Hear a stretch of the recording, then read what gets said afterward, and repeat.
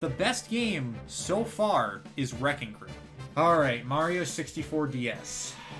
Oh boy. So I think a lot of people are split on 64 DS. A lot of people think it's better than 64, but some people think it's worse. I'm sorry to say that I kind of fall in that second boat. Why does everyone hate this game? I gotta say, this game is not as bad as people make it out to be. Mario Kart 64. I know some of you are gonna kill me for this, but I don't think it's that good.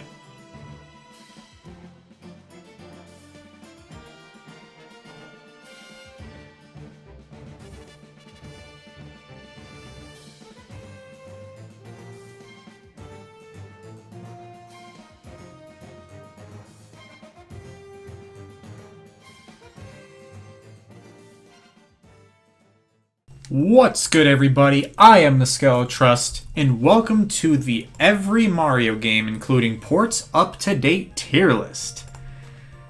Now, when you read Every Mario Game, including ports up-to-date tier list, what do you think of? Do you think just the platformers? Do you think, of the platformers and the advanced games, maybe 3 All-Stars, Mario All-Stars, the original, Mario 64 DS, maybe even, Well, here's the thing. It's a little more than just the platformers and their ports. It's every Mario game and their ports, including the Wario games, the Donkey Kong games, the Yoshi games, the Mario Karts, the Mario Parties, the Mario Golfs, the Mario Tennis, the Mario Baseballs, the Luigi's Mansions, the Mario and Luigi's, the Paper Marios, the Mario RPGs, the Tetris games, the Smash Brothers games, the Game & Watch Gallery games. Every game from the franchise, well, every important game from the franchise. There's probably not going to be obscure ones like Mario Special or Punchball Mario Bros. Or any of the obscure ones. But, yeah, I mean, I think this should be all the important ones, and the reason why I know it's up to date is because Mario Strikers Battle League is on the list, which is the newest game in the franchise, and Mario plus Rabbids Sparks of Hope is on here, and that's the game that's not even freaking out yet. So yeah, and I've already organized the games. I actually already took the time to organize them. I wasn't thinking too hard about where each of these should go. I just kind of categorized them the way I thought they should be. And I understand it probably looks a little weird, like, oh, wow, Wrecking Crew 98's before the original, or the All-Stars games are here for some reason. And yeah, just bear with me, alright? It's going to be kind of weird, but I just did it in a way that I feel like it made sense to talk about, and, like, as we're ranking these games, we might, like, compare them. Okay. So to start off, let's talk about my previous Mario tier list for a second. Because we actually got a few things to talk about before we begin. So if you guys remember, in March of 2020, I made a Mario tier list video. And it's not that I have a problem with the placements themselves, but I am not happy with the reasoning. Like, there were a lot of times where the reasoning was so inconsistent. Like, I said, Mario World's a fantastic platformer, S tier, and that's it. Mario Galaxy 1 and 2 are my childhood games, S tier, and that's it. Mario Land 2 is such a unique game, A tier, and that's it. And then there are other games like Super Mario Sunshine where I just freaking laid into it and I went in depth with why the game wasn't good. And it just, I don't know, it was just too inconsistent. Like, you could see the bias just bleeding from that video. It was ridiculous. So that's a mistake I hope to correct in this next tier list. But I'm also going to be doing all of the games in the franchise, like I said, not just the platformers, because for one, I think that just makes it more interesting. Like, I don't know. Like, I don't want to just do the platformers every time, so let's just mix it up. Let's mix it up a little bit, and let's add every single other game in there, including games that aren't even technically Mario games, like Smash Brothers, or Tetris games, the Tetris games, or NES Remix. Those aren't, like, strictly Mario games. Well, let's count it anyway, because why would you want to do a 6-game tier list on Smash Brothers? That's boring as shit. So, it's like, where else would I do a Smash Brothers tier list? So let's just factor them in so we won't have to think about it. Alright, that being said, I think I'm going to try not to talk too long because I think this is going to be a long video. This video is going to have a lot of talking, so if you're not a fan of that, then you by no means have to watch this video. Like, you can skip ahead. I'll actually put timestamps for, like, the series I'm talking about, so you don't get, like, too lost in trying to freaking scramble through this 1, maybe 2 hour long video, you know what I mean? And also the reason I'm making it as long as I am is because I kind of want to just get all this Mario stuff out of my system. Like, I just want to talk about it. Because I just want to pour out all my Mario knowledge, I guess, kind of flex on it, and then I'll just move on to something else, you know? Because I've been kind of thinking about this tier list for a while now, and I've been thinking about where I should place games, where I should... So I've rehearsed this a little bit. Not entirely, but I've rehearsed this enough so that I think I'm prepared for this list. Alright, with all that being said, there is probably other stuff I need to talk about too, but I guess I'll just get to it when I get to it. But for now, let's talk about what each of these tiers will be first, so we can sort of clarify what these tiers are even in the first place. If you hear my computer, sorry about that. The S tier. This is the best of the best. Literally, you will need a 50-minute long video essay at the bare freaking minimum to convince me. Like, this is all in the words of Zoom Zyke, by the way, and I absolutely agree with him. S tier should be absolutely games that you just cherish. Like, you will have a really hard time convincing me that these games are any less than where they, any less than where they are now. And I know you're probably looking at me and saying, "Oh, I'm going to put the Galaxy game in S tier, right?" Well, we'll get there when we get there. My mouse is just doing all sorts of things right now. I don't really know why. But yeah, best of the best. Just absolutely masterful games. A tier. These are the games that are not as masterful, but are very, very good. Like, awesome games. These are the games that, okay, you will have a kick-ass time with these games. It's just, they're just not as special as the S tier games, you know what I mean? But they're great games, and they absolutely deserve, like, the praise they get. B tiers are like, okay, these are the solid games. These are games I can look at and say, okay, this is a solid game. You will have a good time with this one. It's just, there are probably going to be significant things holding it back from being any higher, but these are very, very solid games. I hope you know that these are still really good. It's just, B tier is just not necessarily amazing, you know? C tiers are alright. These are the okay games. These are just ones that are like, alright, cool. I might play like every once in a blue moon, but they're not really something I would go out of my way to play. But they're super inoffensive. They're just kind of, you know, they're just okay. And I can totally understand why people would like them, you know? D tiers are just the ones, they're just whatever, I don't really care, they're just meh, mediocre, just kind of all over the place in that range. Like, they're just not games I really want to play or feel obligated to play, but they're not what I would call bad. They're just kind of, whatever.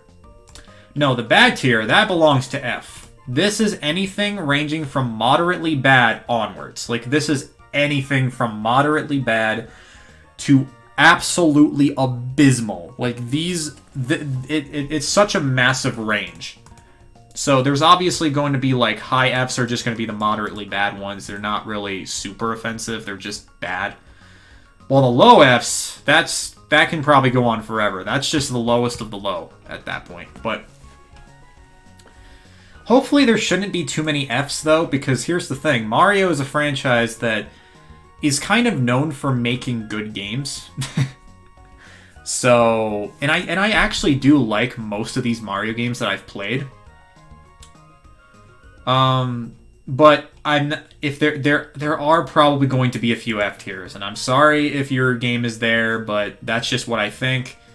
This is a subjective list, so you do not have to agree. I'm basing this a lot more on subjectivity than objectivity, because it's like, you can't compare Paper Mario Color Splash, wherever that is, to Mario Tennis on the Game Boy Color. You know what I mean? Like, it's just, why would you do that? They're very different kinds of games, and it's like, it's just an odd comparison. So I'm just going to be ordering these games on like which games I'd play before the other, like which ones I like more, not which games are better. That's a different question, in my opinion. All right, bucket list. So you're probably wondering, why is there a bucket list here? Well, that's because these are just the games that I haven't played or haven't played enough of to form an opinion. And these are the games that I want to play and pick up eventually. Because there isn't really a game here that I feel like I don't want to play. I feel like I at least want to try out all of them. But there are probably going to be games I like more than others, so I'll probably just order it based on games I want to play most versus the games I want to play least. Alright, finally, and we can get started after this. We're not counting any of these games. Versus Super Mario Brothers is just the original with lost levels, stuff, and altered original levels. That's it. Otherwise, it's the same damn thing. It's just an arcade version of the same game. All-Stars, you have the SNES game separated, so there's really no need for that one. All-Stars plus Mario World, same thing, just now you're adding Mario World to it, which is already kind of unchanged from that one, so no reason adding that. That's just the Wii port of All-Stars, that's just a collection. Dr. Mario 64 is down here somewhere, and I think the Yoshi one is too. I think it's Tetris Attack. I think, don't quote me on that. New Super Mario Bros. U Deluxe, just slightly altered versions of the original games, not different enough to qualify as different for me, and plus I really hate... Alright, so real quick, I'm going to talk about why I really hate judging games that have like multiple games within them. Because I just don't consider that very fair. Like, oh yeah, Super Mario Brothers, great game, right? But what if you put all of the 4 NES Mario games in one package? Then it's automatically better, right? Like, I don't know. It's like, 3D All-Stars especially infuriates me. Because it's like, okay, you got Mario 64, Sunshine and Galaxy. Good games, right? Well, why would you play the individual games if you could just play 3D All-Stars, right? It's just a collection of the same games, but now you got 3 games. It's like you're judging it as one game, when I disagree with that, because each of these are different games and they were sold differently. So I think it only makes sense if this wasn't really factored in, because it's barely altered versions of the games already, unlike the original All-Stars, which actually did rebuild the games from the ground up. 3D All-Stars didn't, so I just don't see any reason to factor that in, because it's just not fair, and it's just not fair to any of the 3 games mentioned. So, same with these games, and yeah, that's why I'm not counting any of them. These 2 games, I mean, Mario Kart Live Home Circuit is down here somewhere, like, right here. And this is Super Mario Brothers. I assume this is probably All Night Nippon, but, I mean, that's already just a reskin of the original anyway, so, yeah, whatever. Okay, how long have we been recording? 11 minutes. Okay, that's not a good sign. We're already taking a while. We've already taken up a 1/6 of an hour. So if you want to get started, we're going to get started now. Alright, finally, after so many takes, we can get started. Holy shit, I'm not kidding. That took like 10 takes. I just didn't know how else to do that intro. Alright, so we're going to be starting off with the origins of the franchise. I think it only makes sense. Donkey Kong. I think it's okay. I have a lot of respect for the arcade version, because I think, well, the thing is, Donkey Kong at its core is an arcade game. Like, you're meant to play it at an arcade. It's like one of those things where it's like, if you have the arcade version, why would you play the NES version? Because the NES version is just a watered down, dumbed down port of it. It's like, the NES version's fine, but if I have an arcade version, I don't even touch the NES version. Very rarely do I play the NES version, actually. It's just kind of like, whatever. If you want Donkey Kong at your house, you can play it. But thanks to Arcade Archives, why would you play the NES version? Because it's like, I think the marketing of the NES version was that like it didn't include all the levels. Like it's missing 50M, because it's like, well, you can play that at the arcade machine. And fair enough, honestly, because it's like, the arcade version's honestly the way to play it. It's like one of the few like game overs that I actually understand, because it doesn't end. But again, it's like, it's kind of clunky. The gameplay's kind of clunky. It's fun, don't get me wrong. It's just like, you need to be in a very specific environment to play it and enjoy it. Otherwise, it's just okay. And nothing more than that. It is okay. I have lots of respect for it. It has a great legacy. It gave us... It's responsible for all these games, okay? But as a game, it's just okay now. Oh yeah, one more thing. We are not basing this list on legacy either. Legacy is like the last thing I care about when it comes to quality. Like, you can talk about why Super Mario Bros. Saved the industry all day. You can talk about how Super Mario 64 revolutionized 3D platformers. That will not be taken into account. Like, it's cool stuff, don't get me wrong, but we are basing these games off the quality of the games and how they hold up today, not what they did for the industry. Okay? So let me get that out of the way. And that's also the reason why I'm also not factoring that for Donkey Kong. Technically, it should be S tier, because it gave us so many great games, right? But as a game, it's just C tier. Alright. I'm going to try not to talk too long. But, okay. Alright, we're already coming to a hot take here. We are already coming to a hot take here. That's so funny. Donkey Kong Jr., in my opinion, is better than Donkey Kong. I'm going to say it. It's better. Like, I know some people are like, oh, but Donkey Kong's, like, more... It did more for the industry. It's one of the best games ever.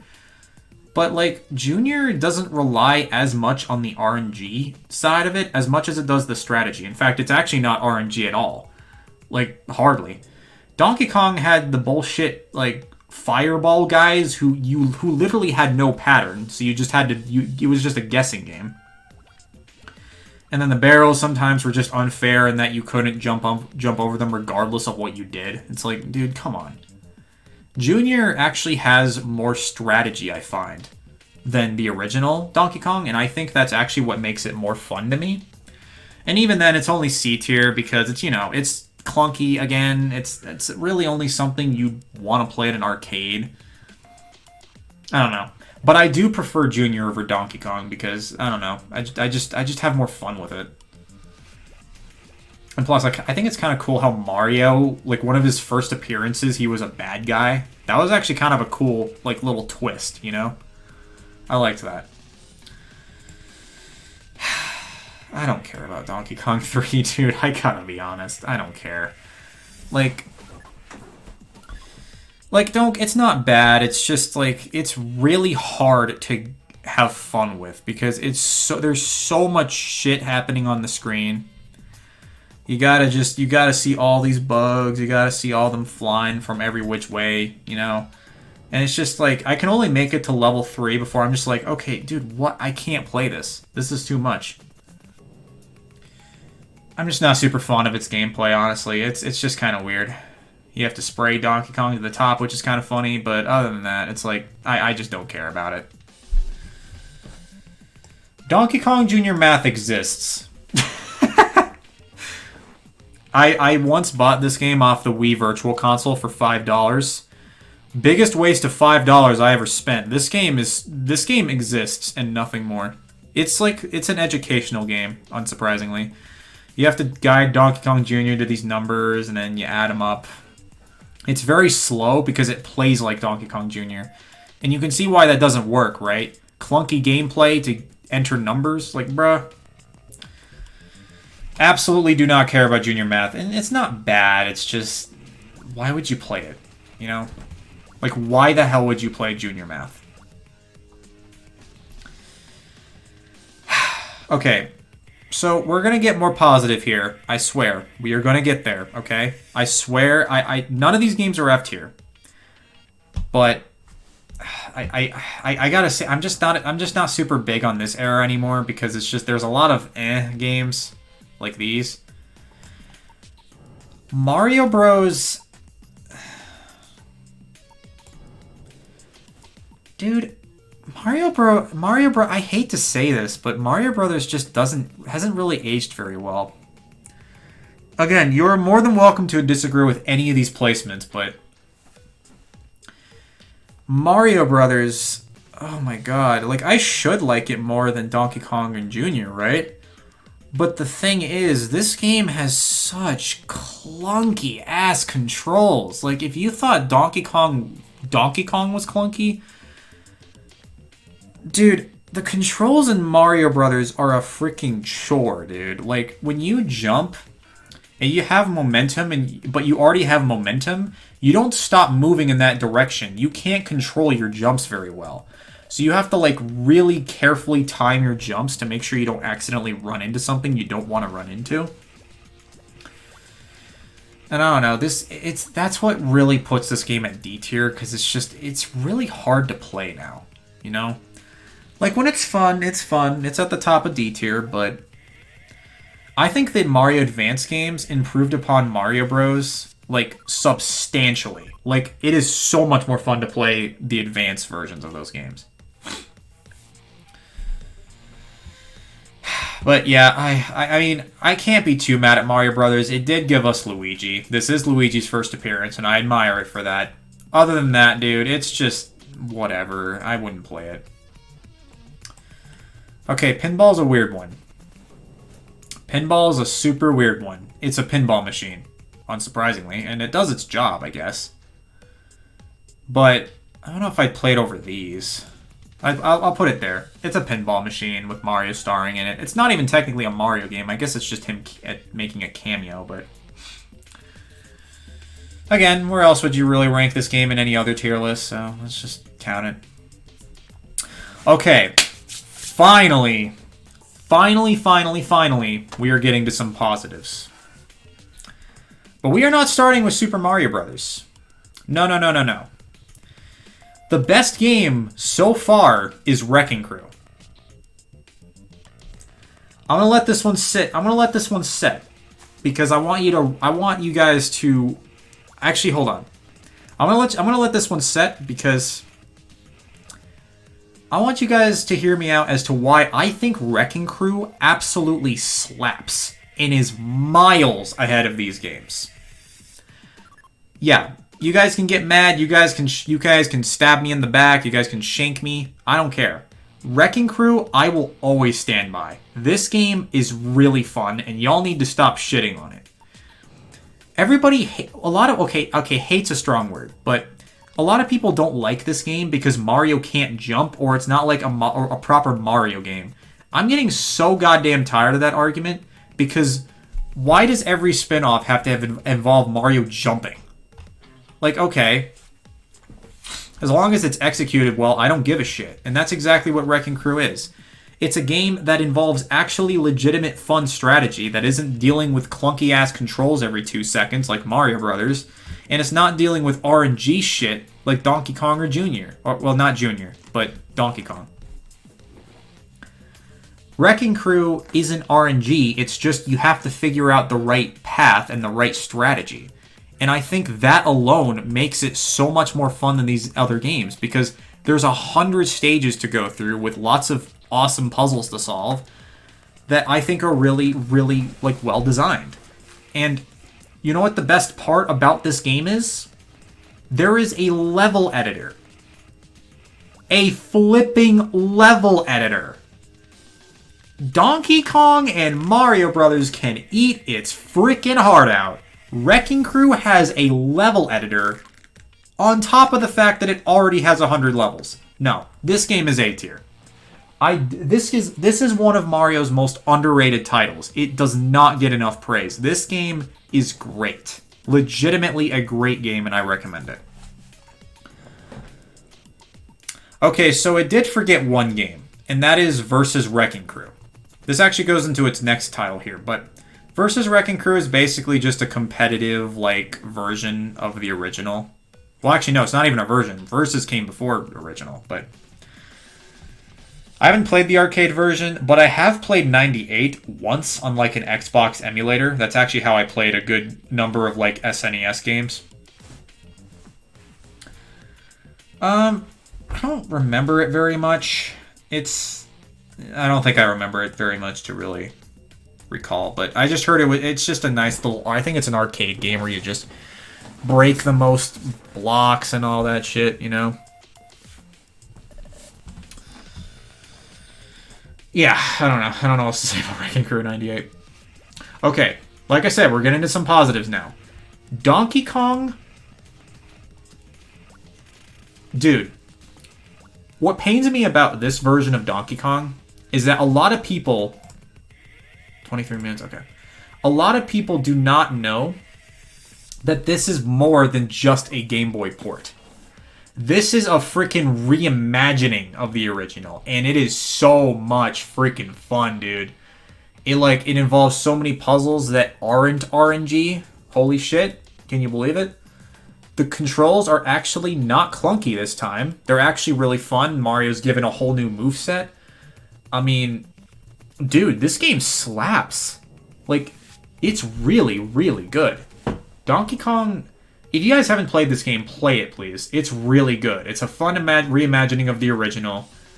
And honestly, I'm kind of sad they haven't continued this formula. Like, this is such a really... it's such a fun-ass formula.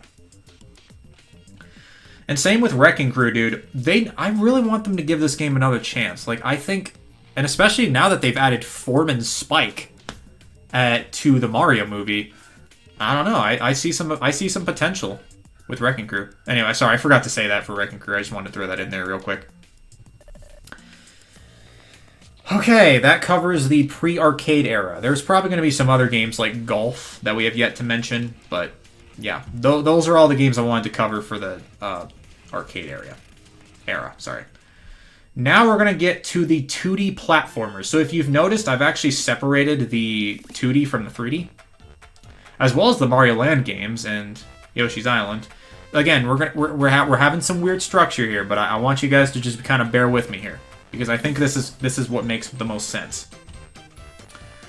So for the 2D era, we're going to be focusing on Super Mario Bros., all like the classic NES games, as well as their SNES counterparts.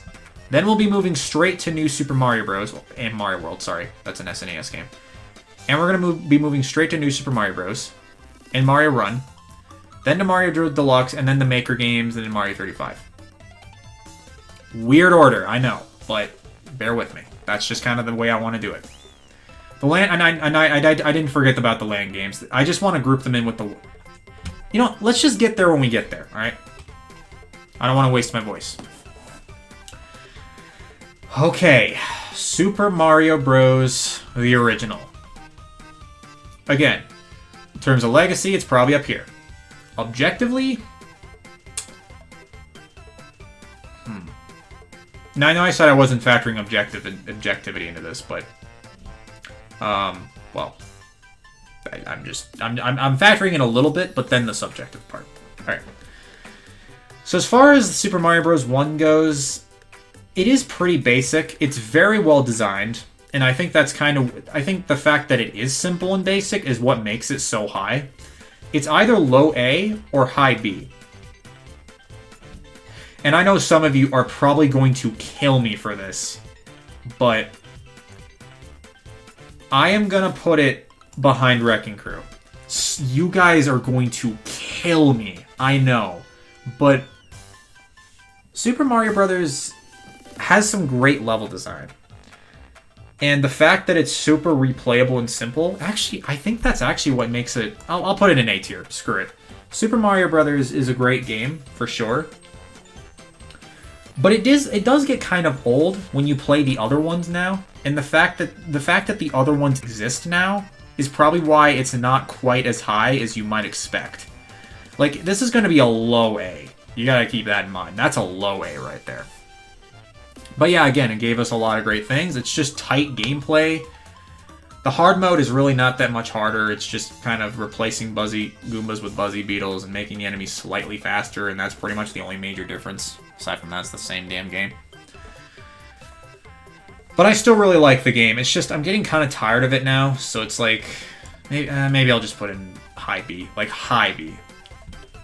Because it is a very replayable game. Like, it's very accessible, especially with all the ports it has. But the simple truth is, the SNES version is just the original, but better. I still put it in B tier, though, because even though it has enhanced graphics and sound effects, it's not really that different. But now you have the save feature, so that's cool. I don't think this game really needed that, though, because of how short and, like, open-ended it is with how you complete it, like the warp zones. But I know it feels wrong for me to put this below Wrecking Crew, but dude, I just think that game does not get enough love. That game slaps legitimately. I just haven't grown tired of that one yet. And plus, Mario 1 doesn't have a level editor, so... Okay, Lost Levels. Now, it's probably right up there with the original objectively, but... I'm putting it in C tier, because even though I'm not hating the game for being hard, it's just that... Well, it's the fact that some of the levels are designed to be a little bit troll-worthy. You know what I mean? Like, they just kind of... They have warp zones that send you back. But, I gotta be honest, I kind of like how hard this game is. I can't really put it above the original, but... Because, first of all, it makes you play the game 8 times to access the other levels. Like, why? Why? Why? That's just not... Now you're just removing the fun part of the challenge. But, I think the Lost Levels is still a pretty good game. It does what it sets out to do. Like, you can't really deny that. It does what it sets out to do. It makes Super Mario Bros. Harder. I just can't put it above the original because, well, its level design gets kind of aggravating at times, and the worst levels of Super Mario Bros. 1 were probably made a little bit worse with the Lost Levels. Unpopular opinion, I hate the fish gimmick in the first game where they just bounce up out of nowhere and hit you. I hate that shit. This shit, it's so dumb. But I think that Super Mario Bros. The Lost Levels is definitely, like... It's a lot better than the Famicom version, because first of all, this game actually does need the save feature, because with all the lives you're gonna be spending.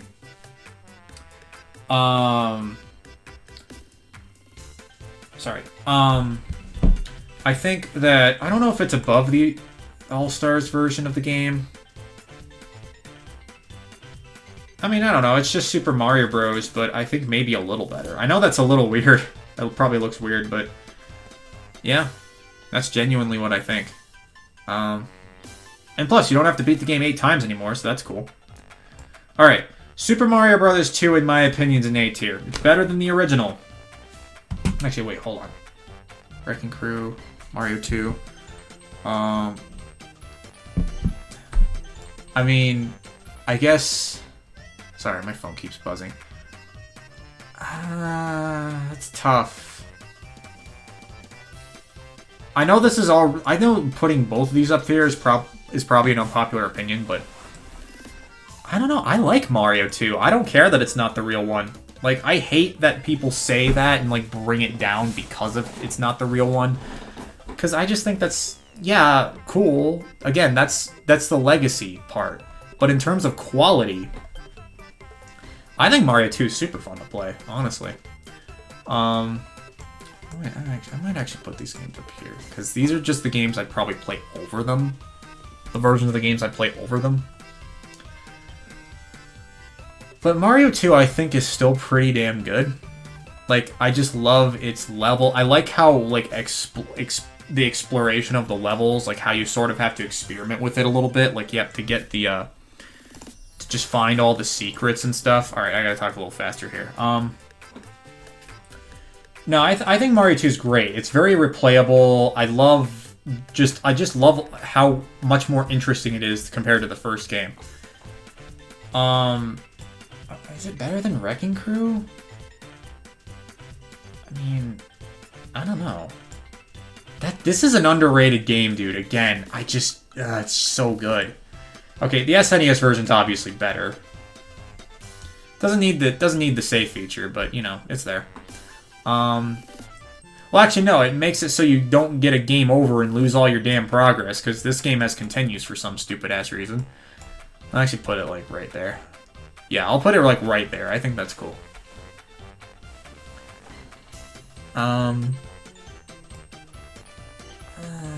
Okay, right there.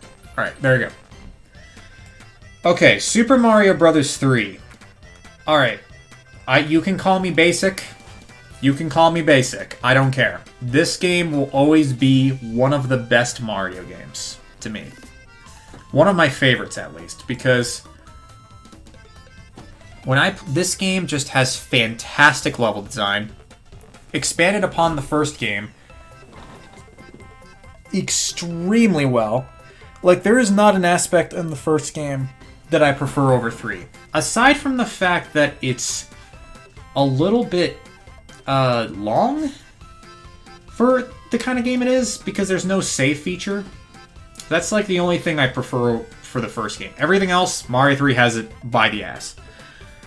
It's like, the soundtrack's great, the power-ups are great, they're very situational, but I like that because it like kind of helps you be a little bit strategic of where you use certain items. I love the inventory. I love how like the secrets in Mario 3, you can like sort of use the super leaf to just find secrets, you know? I love that it has limits too, like you can't just abuse the level and just freaking fly over everything. We'll get to that. But Mario 3, in my opinion, is an A tier. Super, super, super high A tier. Dude, this game is such a blast. And all of what I'm saying applies to the SNES version. That's the S tier game. Mario 3 on NES is cool, it's just the reason why it's not an S tier is because there's no save feature, because that's just the kind of thing it needed. This game fixed that. It added the save feature, it has improved graphics, improved sound design, except the World 7 theme. That one was made a little worse. Aside from that, stellar game. This is probably my favorite 2D Mario. Just this one. Because I just love it, dude. It's so good. It's such an awesome, like... It did the original such justice. It also has like a little battle game, which is kind of cool. I like that. That this game doesn't have. Like, you can't just do that from the title screen. Dude, this is my favorite 2D Mario. Just the SNES version of this game. But if we were just counting mainline games, no ports, then that would go to Super Mario World. Because that game is legitimately S tier. I don't prefer it over 3, but I think it's still a great game that has awesome level design. Yoshi's an awesome addition. I like the Cape Feather. I think it's a little broken, honestly. I don't like it as much as the Super Leaf. Excuse me, Jesus. I never liked it as much as 3. Because I just feel like... I just think the level design wasn't as good.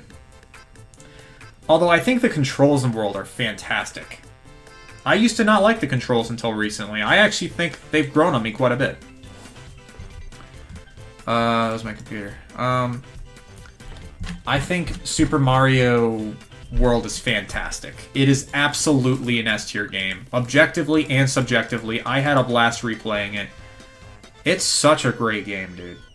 And the secret exits are fun to find. Not always. I think there are times where it's a bit obvious where you're supposed to go. It's not that fun to get to it.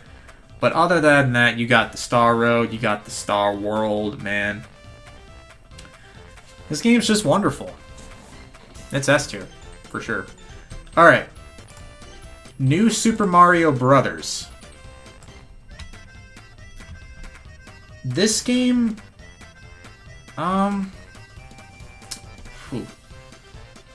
I think this game slaps.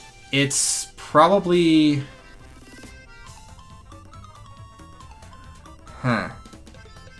It's the best new Super Mario Bros. In my opinion. Like, I think it absolutely is. Like, I don't know if I should put it above Donkey Kong. Yeah, okay, I'll do it. Because it has the multiplayer. The multiplayer in this game slaps. I think that's what single-handedly makes it as high as it is. Because the main adventure is cool. It's really fun. But what really defines it is, like, the Mario vs. Luigi mode. Oh, dude. Heck yeah. And then the mini games... And you have friends to play those with you, dude, it's a freaking blast. Probably some of the best multiplayer in any Mario game. This game slaps for that reason alone. It is A tier. The only thing is, you need friends to play it. Why does my phone keep buzzing? Holy shit. Mario 3. In comparison to it... Ooh. Is this higher than 3? It might be. Honestly, it might be. It's not higher than the SNES version. Sorry, that version is just too special to me. But New Super Mario Brothers just... Well... Alright, I'll leave it there for now. Just just leave it there. All right, because we actually got to get a move on here. We're kind of going bleeding time here. New Super Mario Bros. Wii, in my opinion, I have never liked as much as DS, but I still think it's like. Let's move this game down. But I do enjoy it. I would play it over all these games for sure. I mean, I've always enjoyed it. It's just that I feel like it's just the level design isn't like quite as cool as some of the other games in the series. I don't enjoy the multiplayer nearly as much as I did in DS. That is the reason why it's as high as it is. But New Super Mario Bros. Wii didn't really have that. Like, it had these like multiplayer shit. I guess there's the coin thing and the point thing. Never really cared about that. And then the Toad chases were obviously kind of shit. Don't do those. They suck, dude. Don't do those. Everything else about the game is super solid, but it's probably like a high B, you know. It's a really good game, just not my favorite. New Super Mario Bros. 2, in my opinion, might actually have better level design than Wii does. Maybe even DS, if I'm being honest. But I think it's kind of... the coin gimmick, in my opinion, wasn't that fun because it's everywhere in the game, so you couldn't really... There was nothing really that unique about that gimmick. And plus, this game was relying a bit on nostalgia because it brought back the Super Leaf. And the Super Leaf, seeing that come back was cool. But I do kind of prefer it in 3 because I feel like with the tail swipe, in that one, I know it's harder to get a hit with the original, but I think that's actually what gave it a little bit of a strategy, you know, because you couldn't do it as easily. In New Super 2, you can just spam the shit out of it, and you won't really... It's kind of similar to the Cape Feather in this case. You can just spam the shit out of it. And I just don't think that's as fun, and plus, it didn't have as good utilization, I think. I think New Super Mario Bros. 2 is still cool. It's like, I don't know if I'd put it above Wii. Would I? It also has overpriced DLC. I'll just put it there for now. I think the game is definitely overhated, though. Like, yeah, the coin gimmick isn't great, but you still got a good game line behind it. It's just not as innovative as some of the other titles. This game is also not as innovative as some of the other titles. I think this game is fine. It's fine. It's nothing more than fine. It's my least favorite New Super Mario Bros. Game. It might even be my least favorite game in the main series, if I'm being honest. Like, it's fine. It's playable. It's technically good. It's objectively up here, but I don't know. The level design just wasn't doing it for me. I didn't really like the levels as much as some of the other games. The challenge mode is kind of cool, though. So I think it's high C, because there is stuff about it that I think is legitimately cool. But as a whole, I think it's just kind of okay. You know? It's fine. It's a fine game. It's never a game that I've really been super fond of replaying, but, you know, it's there. And I definitely play it over all these games for sure.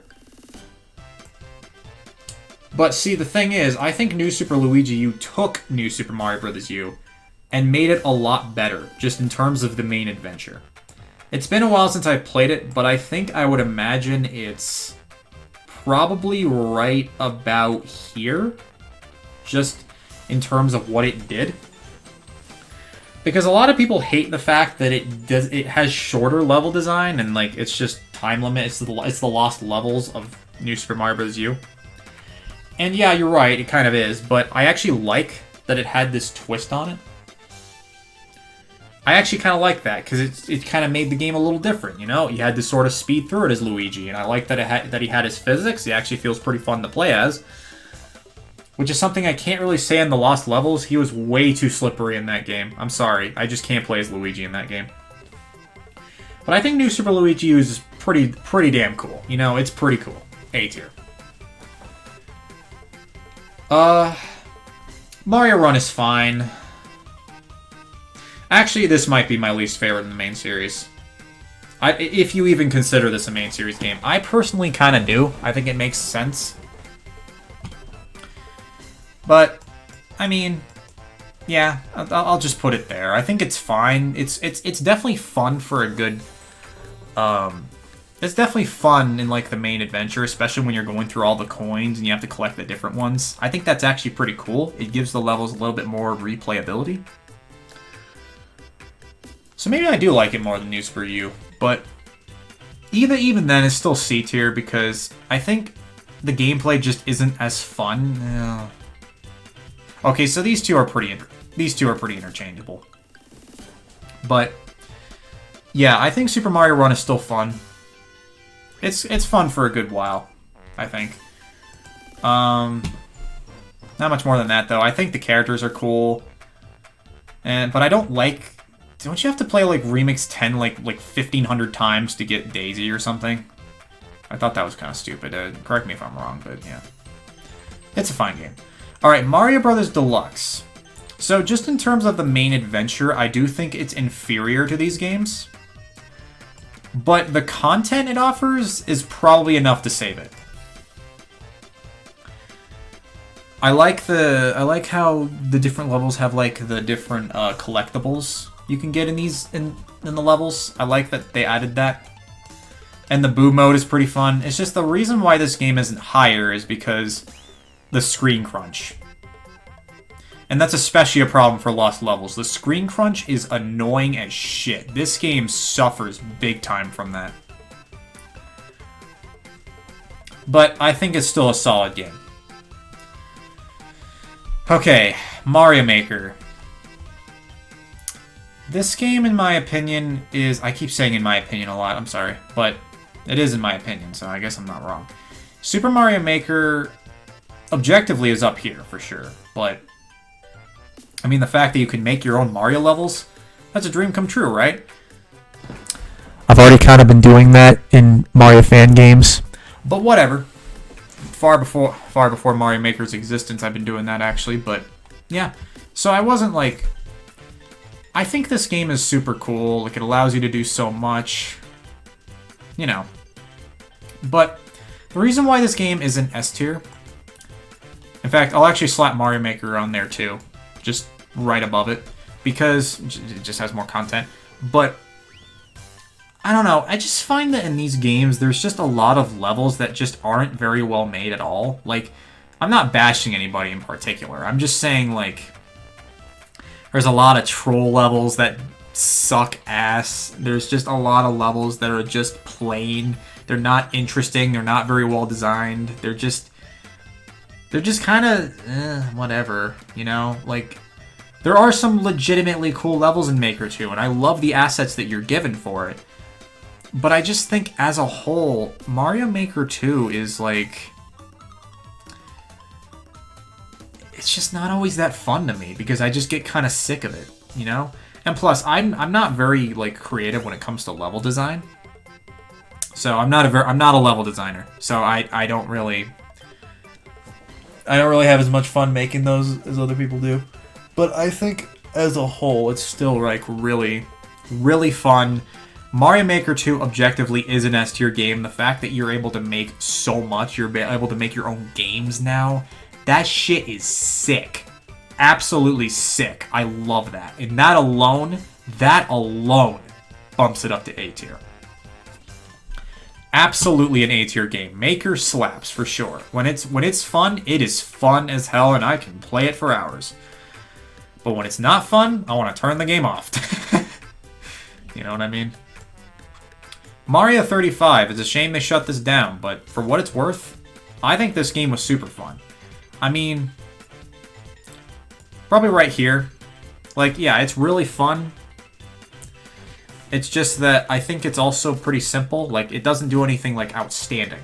It's just a really fun and addicting, like, Tetris 99-esque game. You know? I shouldn't have shut it down. I don't get why Nintendo does this. They make so many shit decisions. I swear they do. Alright. Now we're going to move on to the 3D Mario games. And yes, before you guys ask, I am counting this as just Bowser's Fury. I don't care what you say, that is a standalone game. If 3D World was released as a standalone game, and if this is a game in the package, then this is another game in the package that's meant to be looked at differently. So I will be counting Bowser's Fury as its own thing. Deal with it. Mario 64. This game is obviously great. I think it still holds up very well. Where would I put it, though? I love Mario's movement in this game. It's a bit weird to get used to, but I think it's still pretty cool. I'd probably put it above Donkey Kong. Because again, this spawned my favorite genre of Mario games. 3D Mario games are my favorite genre of anything in the franchise, really.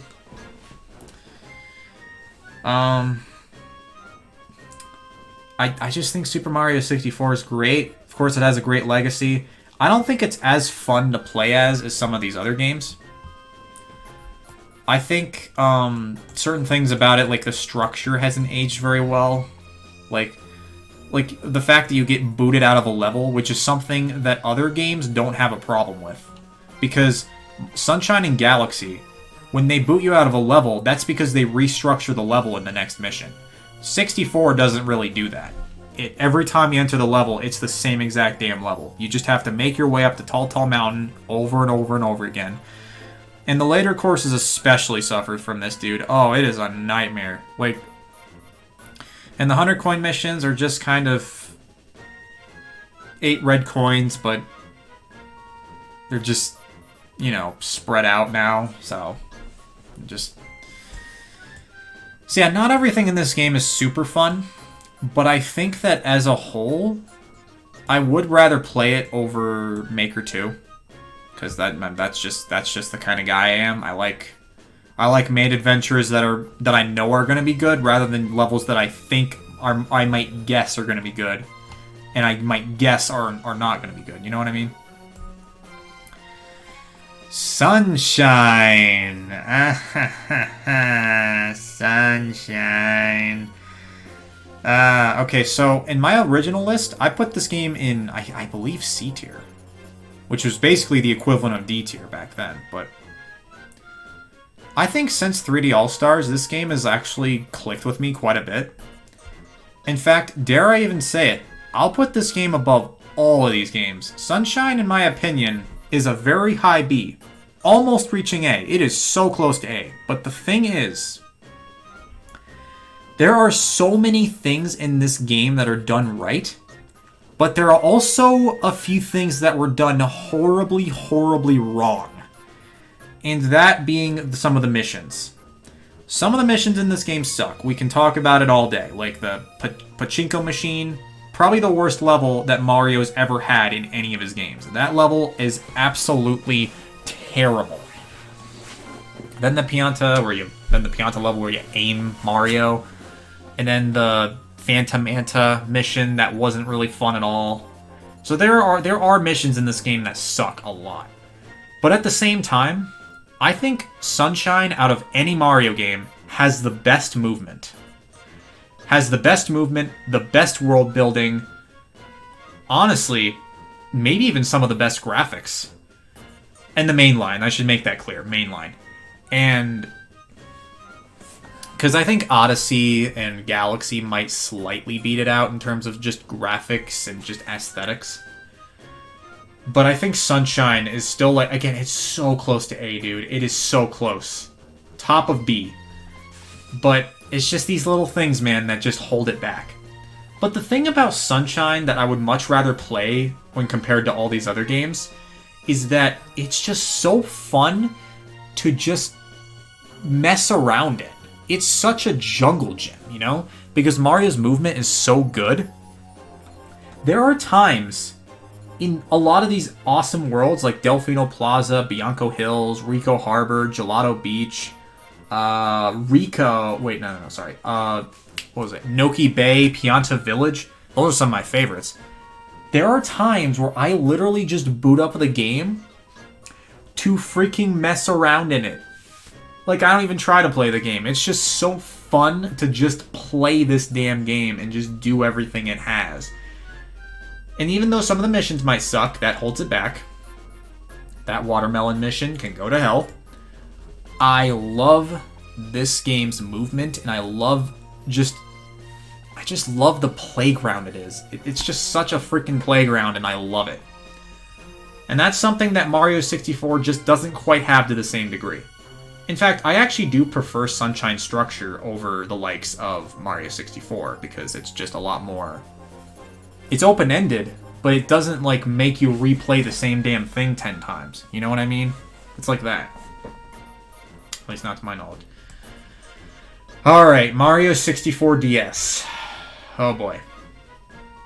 So, I think a lot of people are split on 64 DS. A lot of people think it's better than 64, but some people think it's worse. And I'm sorry to say that I kind of fall in that second boat. I've kind of fallen into that second boat. I realized that this game is actually not as good as 64. I used to think it was better than 64. Until I realized that this game actually does a decent amount of things that kind of... Well, okay.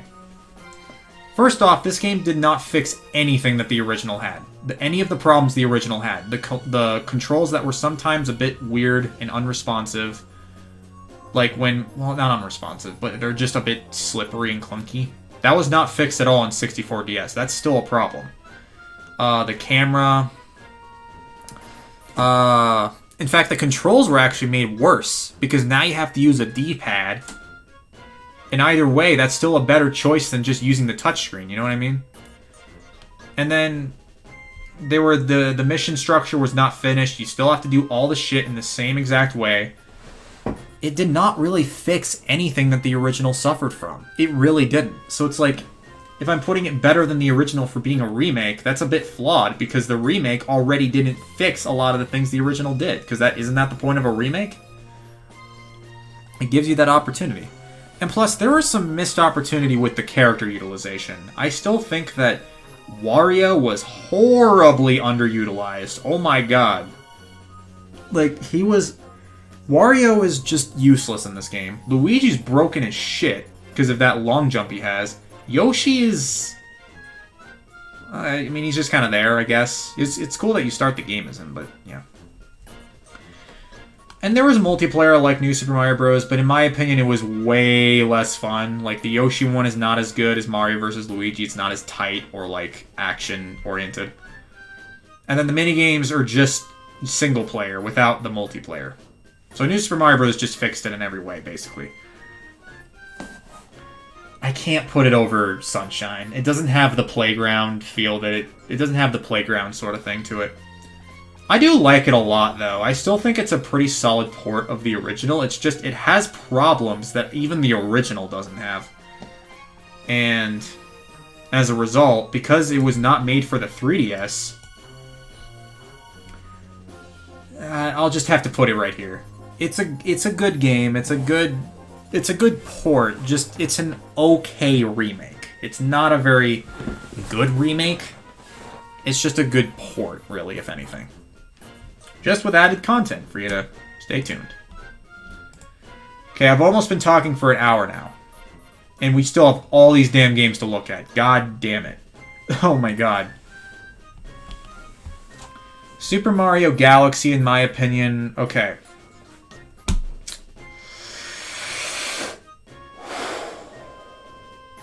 Okay. Super Mario Galaxy, you are probably expecting me to put up here, right? I mean, it's the game I grew up with, right?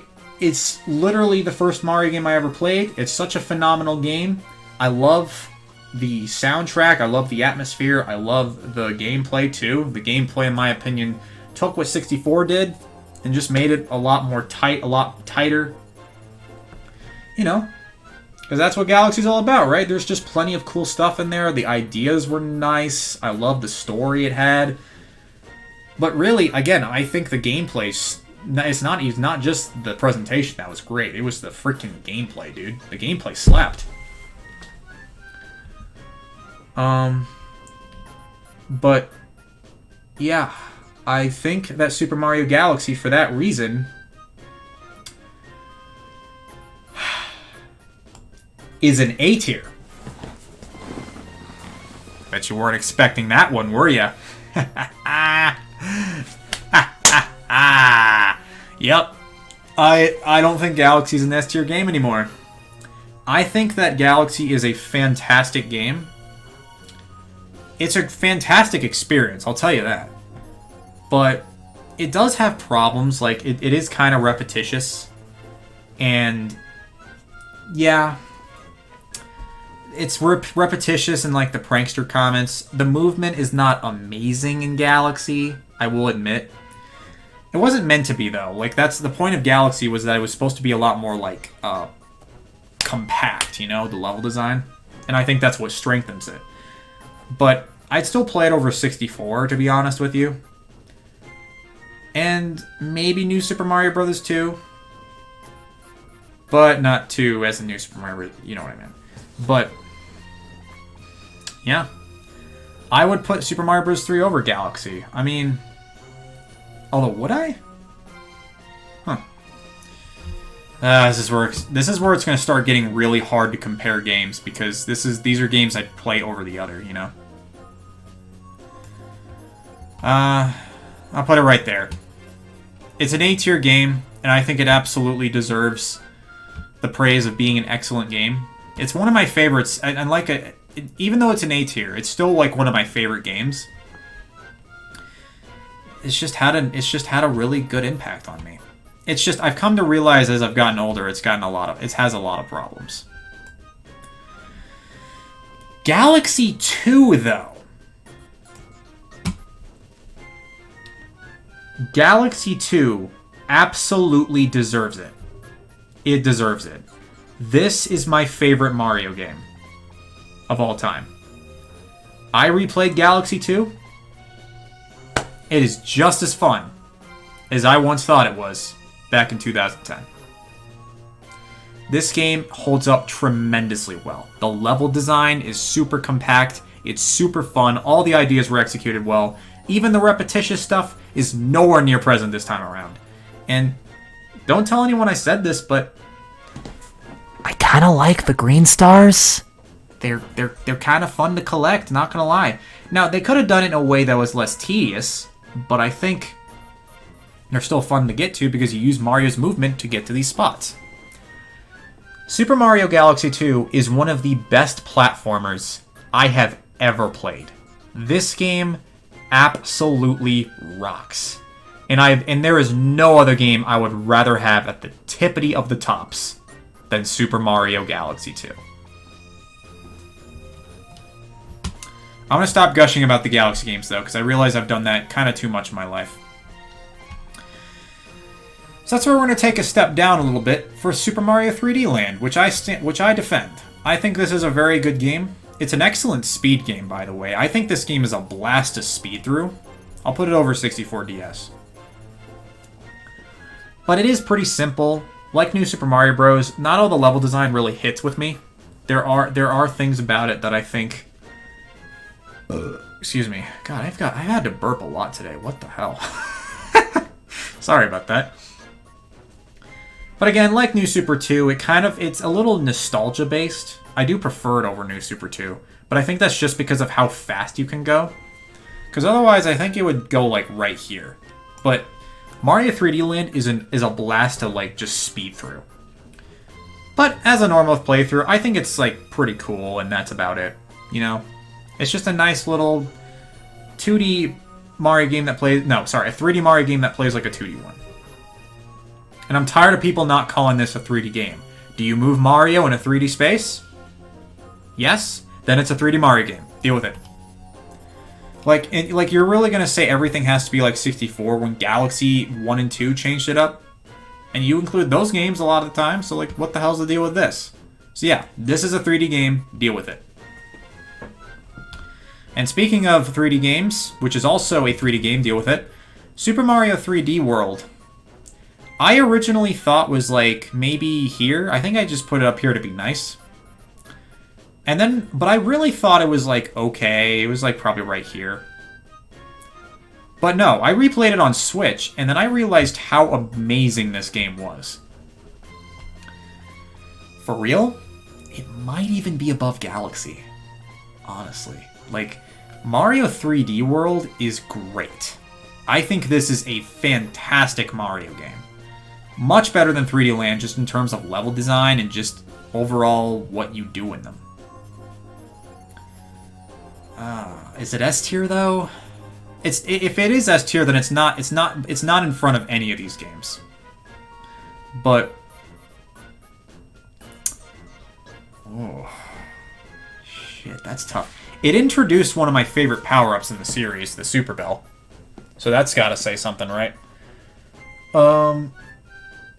Super Mario 3D World is...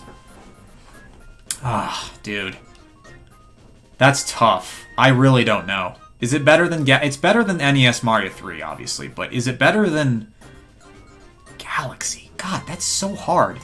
I'll put it right here, because I was blown away by just how fun this game was. I think it is absolutely up here. If not that, then at least, like, right here.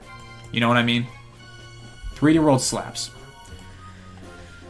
Odyssey's been getting a lot of backlash for some reason. And I remember a time where people thought that it was the best game ever made. Now people call it one of the worst 3D Mario games. For reasons, I guess. But dude, I think this, and even though I do prefer Galaxy over it, I've always preferred Galaxy over it, I'm sorry. I think Super Mario Odyssey is still a fantastic game. And I'd probably play it over 64. Not above any of these games, though. I think Odyssey's, like, right here. I think that's fine for it. Because something I got kind of tired of when it comes to Odyssey was collecting all the power moons. It's, okay. Now, it wasn't because there were a lot of power moons. It's because of how each of them were executed and what you had to do to get each of them. Some of them just recycled the same damn thing, like 1,000 times. Like, you had to ground pound the ground. Then you had to get Goombas and just take them over to this place 1,500 times. It, by far, has the most repetition in Mario. Because at least when Galaxy did it, they sort of added a twist to it. It wasn't an amazing twist, but it did something that set it apart. In Odyssey, they recycle the same damn moon 1,000 times. It's like... And some of the moons suck. Like, there is an achievement power moon for Toadette. You know the ones where you have to go to Toadette to receive a power moon for getting power moons? That shit was so stupid. And there were a lot of those.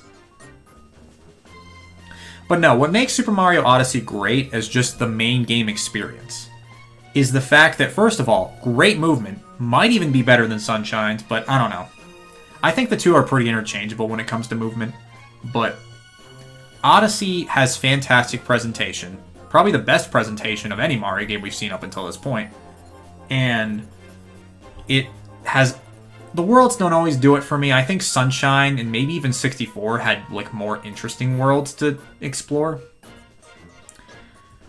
But I still think that New Donk City is the best world Mario has ever had. That world kicks so much ass. There is so much to do in it. If you think that world is overrated, I don't think you have good taste. I'm just kidding. But I love New Donk City, for real. It's just that everything after the post-game, eventually, it goes from a fantastic experience to a decent endgame. You know what I mean? I've never 100%ed this game. But that's because I don't really want to, because it's like, that's kind of the point of Odyssey. It's so open-ended, you can do so much, and I think that's fine. I'm fine with not 100%ing it, because that's Odyssey. Bowser's Fury. Reminder, I am counting just Bowser's Fury for this, not 3D World. I already rated 3D World, thank you very much. And honestly, I think Bowser's Fury was great. I'd put it, probably right about here. I think Bowser's Fury is absolutely, like, a great, like... It's people call it the future of 3D Mario, where they sort of combine the 3D World aspect with the Odyssey aspect of it. And I think that's a great idea. Great idea. Because 3D World already kind of borrowed a lot of notes from Galaxy, which in my opinion perfected the formula. But yeah, Bowser's Fury was still great. I loved the Fury Bowser gimmick where he like sort of appears. It got kind of annoying by the end game, but when you're collecting all the cat shards or whatever you call them, I don't know, I forgot. But no, great game, great game. It doesn't beat 3D World by any stretch of the imagination, but I think Bowser's Fury was still amazing for just what it did, really. And I honestly can't wait to see where they go with 3D Mario in the future. I think this game set a really good foundation. It's short, but super sweet. And I know this technically isn't one of the platformers, but I'll put it here anyway, because it's related to 3D World. I've only, like, played through Captain Toad once, and that was, like, back when I first got it in, like, Christmas of 2014. God, what is with me and burping today? I guess you'll just have to deal with that. Sorry. Captain Toad.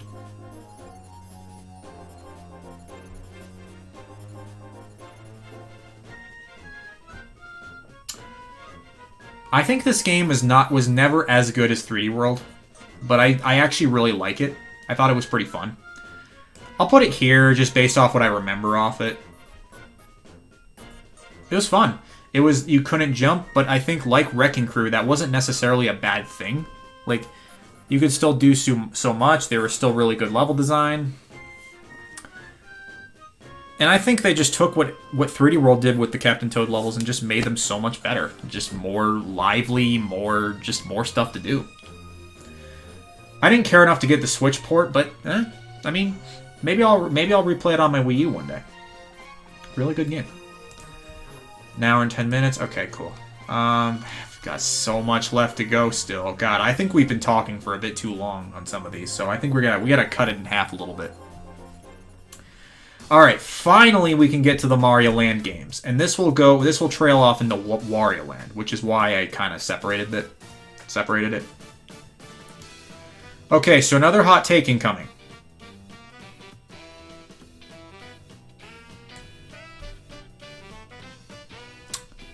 Yep.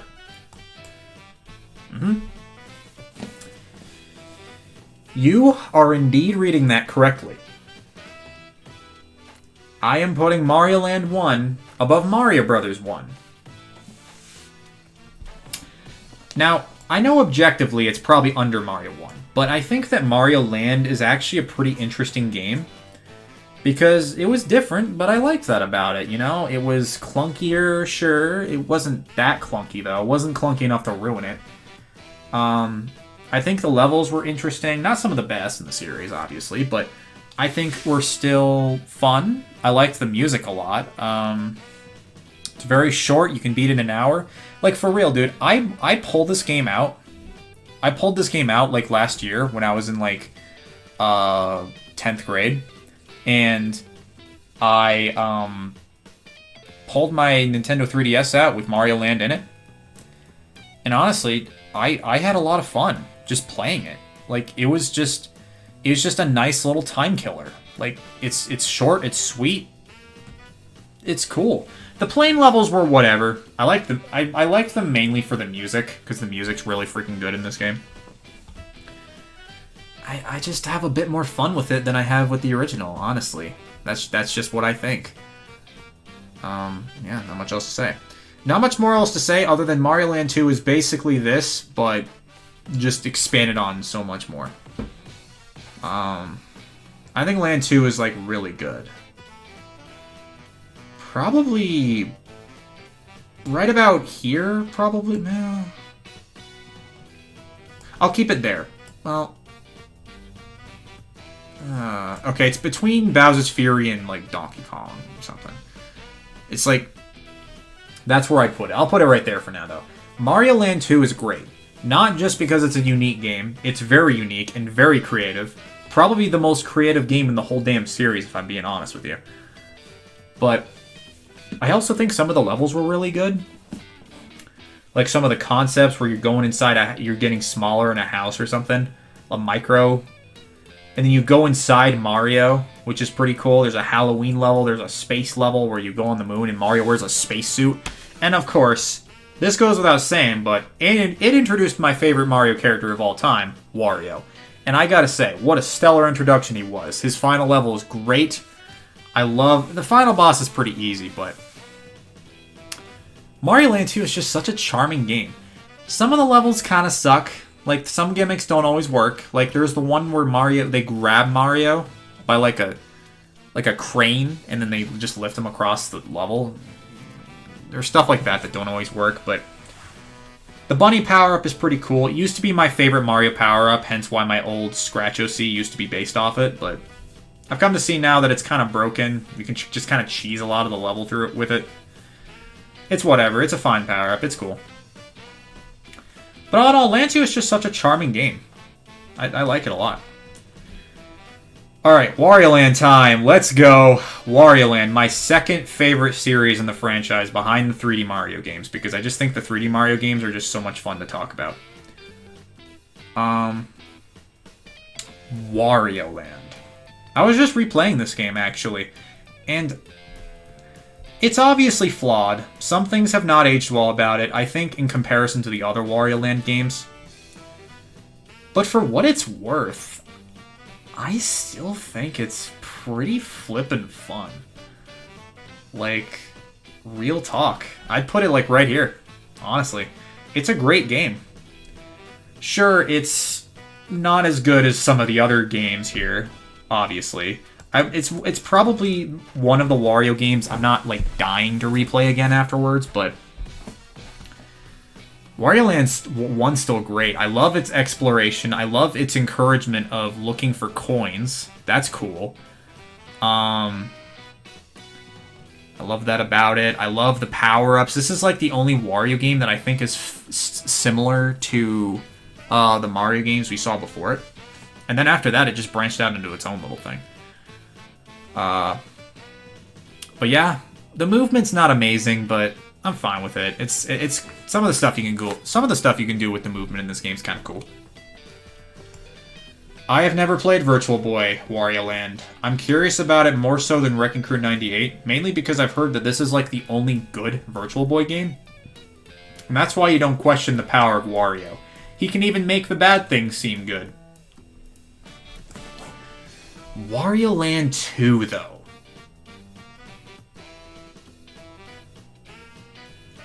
Dude, this game slaps. It's behind Odyssey, probably. And getting to the endings was kind of tedious, but I think Wario Land 2, the fact that it has so many branching paths in the story for you to take, and the movement is so much better than the first Wario Land, it's not even funny. It's so much faster, it's to the point. Yeah, because another thing about the first game is that it's kind of slow. But I think it's still really fun. Wario Land 2 manages to improve it by just adding level design. No annoying setbacks like deaths. When you get hit, you just lose coins. I think that's fair because the whole point of the series is collecting coins. And making sure you maintain enough of them, you know? I haven't played this game in a while. I'm actually planning on replaying the Wario Land games, hence why I was playing the first one recently. And Wario Land 3 is actually a game I haven't played enough of. And I feel so bad because I heard that this is one of the best games in the series. And I'm not about to disagree with that. I mean, it looks super cool. It looks like it improves upon the aspects that Wario Land 2 set upon. Honestly, I can't wait to replay that one. Wario Land 4 for the Game Boy Advance.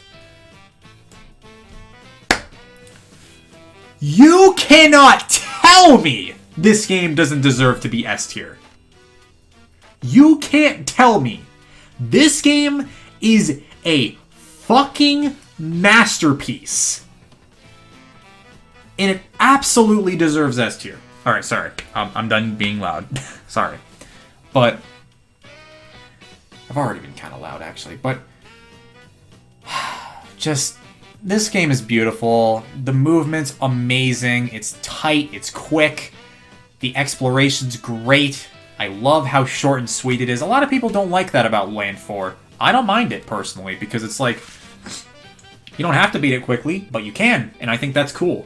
There's a hard mode too. Dude, this game is just so good. Ugh. Oh my gosh. It's one of my greatest achievements, Wario Land 4 on the Game Boy Advance. Ha ha ha. Not my best Wario impression, but you know what? I don't care. Because honestly, Wario's spitting facts. This is one of his greatest achievements. An absolute masterpiece. It's only behind Galaxy 2 for me. I think that game is just slightly more special. Alright, Wario Land Shake, it's also great. Do I like it more than the first one? Probably by a little bit. The motion controls were kind of annoying, not gonna lie. I got to those certain points. I liked the whole shake gimmick. It was kind of stupid, but I don't know, I liked it. It was kind of funny. I liked the punch move that he did. I like the I love the soundtrack too. It's great. I love the achievements for every level. That's cool. And they kind of, I think they, it's been a while. It's actually been way too long since I've played Shake It. That's probably the one that I've played like maybe the least out of every Wario game. But the art style's great. I remember the gameplay being nice. A lot of interesting ideas. Just like every other Wario game, really. They have a lot of great ideas. And they just execute them so well. Alright. I've never played Wario World. I'll play it like... I'll put it right there. Okay. Why does everyone hate this game? Okay, well, a lot of people might have not even heard of Wario Master Disguise, but I mean just the Wario Land fans. That's what I meant. This is considered, like, by a landslide, the worst Wario platformer, and I guess I'm not about to disagree with that. But I gotta say, this game is not as bad as people make it out to be. I think this game, honestly, kind of beats out all these other games. I think the level design, it's a very Metroidvania kind of game. It's like Wario Land 3, I think, the Metroidvania. But I like that. I like the level design. I love the disguise mechanic. That's awesome, dude. I love how this game utilizes that. The minigames were kind of stupid. You didn't really need to do those. And the controls probably go without saying, but they're pretty terrible. Not gonna lie. And yeah, it is the worst one by a landslide, but I don't think it's a bad game. I don't think it's a bad game at all. I think there is a very good game lying behind the terrible controls. And I don't think the soundtrack's that bad. I think it's pretty good. Honestly, I think this is a C-tier game because it's nothing I'd replay, but I had a really good time playing it when I was playing it. And honestly, I think it deserves a C-tier. I've played very little of WarioWare on Game Boy Advance, the Mega Micro games. I'm curious about it. Let's put it like right here. I've never played Mega Party games. I assume this is just a port of the Game Boy Advance game. I've never played Twisted. I'll put it like right here. Okay, I have played Touched though. Aside from the sus name, I just said sus, deal with it. I kind of regret it, but who cares? WarioWare Touched is still really cool. It's still really cool. It's gimmicky, but that's the point. It was meant to be a tech demo, you know what I mean? It's very short, like very short. But I put it like right here. It's fun. It's just good fun. Good microgame stuff. It's what really turned me into a fan of WarioWare. Even though I haven't really played very many games yet. And that's going to be a good number of them. I've never played Smooth Moves. Put that right there. I've played the Wii version of DIY. So basically without the thing that makes it cool. But I think the fact that you're able to make so many different levels in WarioWare makes it like the best one. You're just able to do so much. You know what I mean?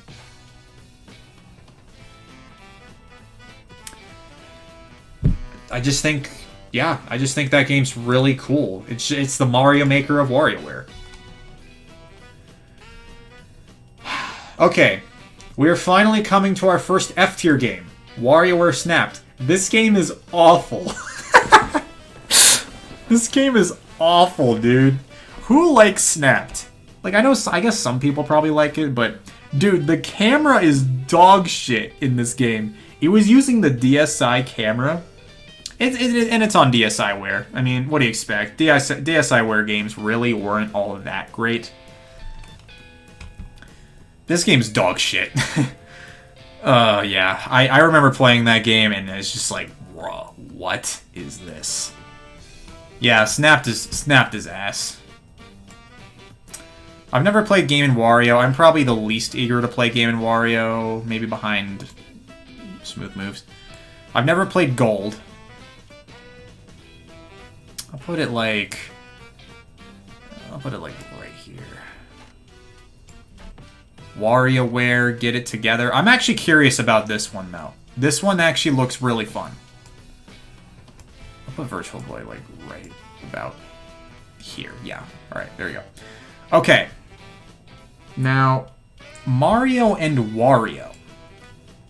I played this one. This was one of the games I played on the Xbox emulator, like Wrecking Crew 98. I think it's fine. It's whatever. I'd put it like right about here. It sort of inspired the Mario vs. Donkey Kong series a little bit, where you play as this character named Wanda, and you like Mario has a bucket over his head. So now, thanks Wario for shoving a bucket over Mario's head. I love how Bowser isn't able to defeat Mario, but a bucket kind of is in a way. Don't underestimate the power of the bucket. But yeah, Mario and Wario it's an alright game. It's kind of simple, honestly.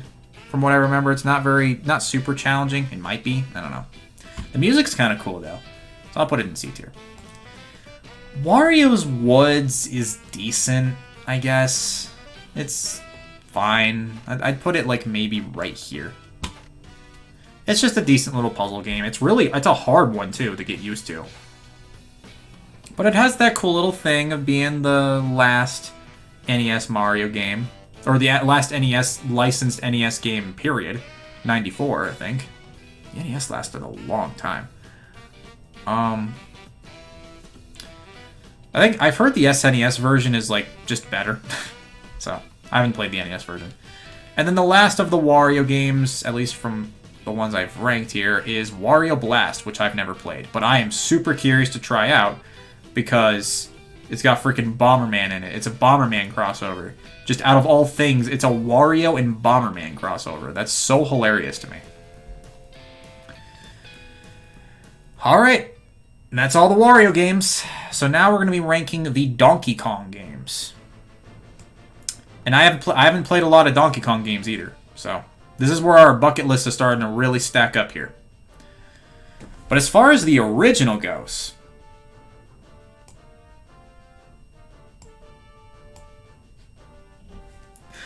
I mean, it's between, I don't know if it's better than World. Oh, that's a tough one because I think Donkey Kong Country and Mario World are both like equally good in their own ways. They're just so beautifully made games. You know what I mean? Donkey Kong Country, like World, has fantastic level design. I had a blast playing through this game. The music's great. I might put World over it only because I think, damn, because some of the secrets in Donkey Kong Country are a bit cryptic. So I think that's probably the only reason I'm putting it below World, but I think it's still a fantastic game, and I would definitely replay this game. I played a little bit of Country 2, and I haven't finished it, but I do want to finish it though. I'll put it like right here. Country 3, I'll play like after Country 2. I've never touched Country 3. Heard it's the weakest country game, but I don't know. I'll be the judge of that one, I guess. I'll just put it right there. Yeah. I've never played any of the Donkey Kong Land games. Like, I'm not super curious about them, I guess, but I'll just put them all in the same like area, I guess. No. Right here. I've never played Donkey Kong 64, although I'm very curious about this game. I heard people are realizing it's not that good, but I don't know, some people seem to like it, so I'll give it a shot. And plus, I like 3D platformers, so I'll give it a shot. Okay, I have played Jungle Beat. Now, I don't care what people say, I really like Jungle Beat, and I'm even talking about the Wii version. Yes, I've played the Wii version, not even the one with the DK bongos, which is probably the definitive way to play the game, because it's obviously the DK bongos. Who wouldn't want to play a Donkey Kong game with DK bongos? But, nah, real shit, I think this game is really fun. Like, probably not more fun than any of these games. Well... Okay, maybe it's not an A tier. Maybe it's, like, right about... here? Huh. Yeah, like I said, this is where the list is going to start getting really hard to organize, because now when you already have some, like, on the board here, because then you have to, like, compare them, but in this case, it's just which ones I'd play before it. So maybe I'd play Jungle Beat over 64 DS. I don't know. I think it's a fun game, though. Like, yeah, the whole punching stuff, the shaking, the Wii remote gets a little old after a while, but I like it. It's fine. Donkey Kong Country Returns. Oh wait, I've never played this game. Never mind. I've never played this game. I'm curious about it more so than 3, but I'll probably play 3 before it. Okay, so maybe I'll just put it right there. Yeah. I've heard really good things about it, though. Same with Tropical Freeze, but again, I'll put it after. I've never played King of Swing, but I gotta be honest, I'm in no rush to play this one. I'll put it, like, right here. Same with Jungle Climber. Heard they were just okay. Barrel Blast, had it not been for Scott the Woz, I probably would not have put this so low. But now I am more curious than ever to play this game. Like, I'll put it, like... right here, honestly. Yeah, I'm curious about that game. I heard it was bad, but who knows? It might be an unrecognized masterpiece of gaming. Diddy Kong Racing, I'm curious about. Yeah, I haven't played a lot of Donkey Kong games. I'm sorry. I mean, I'm curious about it. I'll put it, like, right here. DS port, I don't know, same thing really, just DS. At least I heard. I heard it was a remake from the ground up. Donkey Konga. Yeah, like Barrel Blast, I'm just really curious about this game. Konga 2, whatever. Konga 3, whatever. I didn't even know there was a third game. Until, like, recently. Mario... Okay, now we're getting to the Mario vs. Donkey Kong games. I've played a decent number of these, I think. But as far as the original Mario vs. Donkey Kong goes, I don't care what you say about the others, but the original is great. Probably not better than these games. I'd probably put it, like, right about here. It's just a reimagining of Donkey Kong 94, really. I've realized. It's just a less great version. You know what I mean? So I think it's still great. Very worth it. I think it's fun. The level design's great, as usual. The interactions are cool. It's like, I love it when Mario says, "Come back here, you big monkey." Classic line. Classic. I've never played Mario vs. DK2. And honestly, I'm in no rush to play it.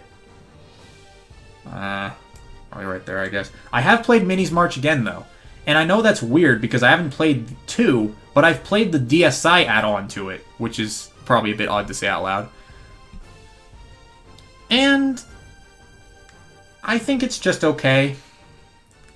I used to love it, but I replayed it on my 3DS, and I was just like, okay, this is fine. It's nice to revisit this game from my childhood, but now that the level editing thing is just turned off, now there's really no reason to spend that much time on it. It was really cool when it first came out, but now I'd probably put that in C tier. It's okay. I've never played Miniland Mayhem. I'm in no real rush to play it. I am curious about Minis on the Move, though. I'll put her, like, right here. I heard it was very innovative. I don't care about tipping stars. This game was just kind of...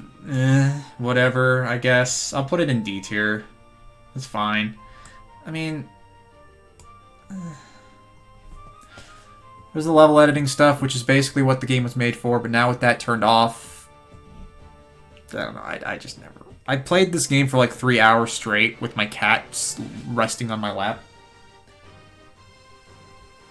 But... I just didn't care. I just didn't care. I really didn't. I got both the Wii U and 3DS version. I don't know why I did that, because that just wasn't worth it. I also don't care about Amiibo Challenge, but I think this one's cooler in that there are different levels depending on the Amiibo you have. But here's the thing, I don't care about Amiibo. So, that's already a huge turnoff for me, personally. Alright, now we're getting to the Yoshi games. I've also haven't played a lot of the Yoshi games. I think I've played more Yoshi games than I've played Donkey Kong, though. So this should be a little different. I like Yoshi. Like, I mean, I obviously like him as a character, but I like the NES game, honestly. Yeah, it's not the best, but I like it. It's fun.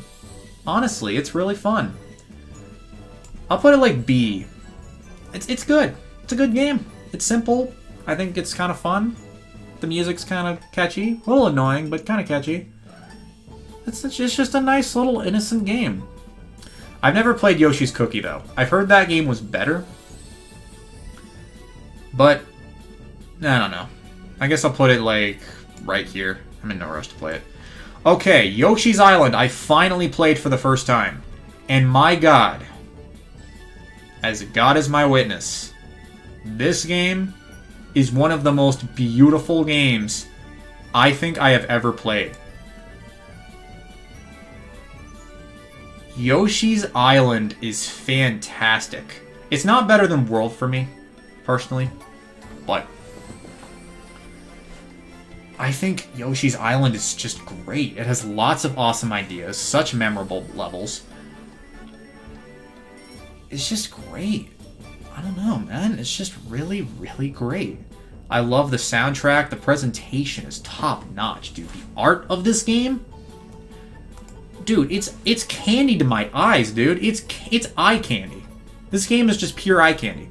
But the gameplay's awesome. I love the different how every level feels different. I think I enjoyed the main game a little bit more than I enjoyed World. Well, in that case, then why isn't it an S tier?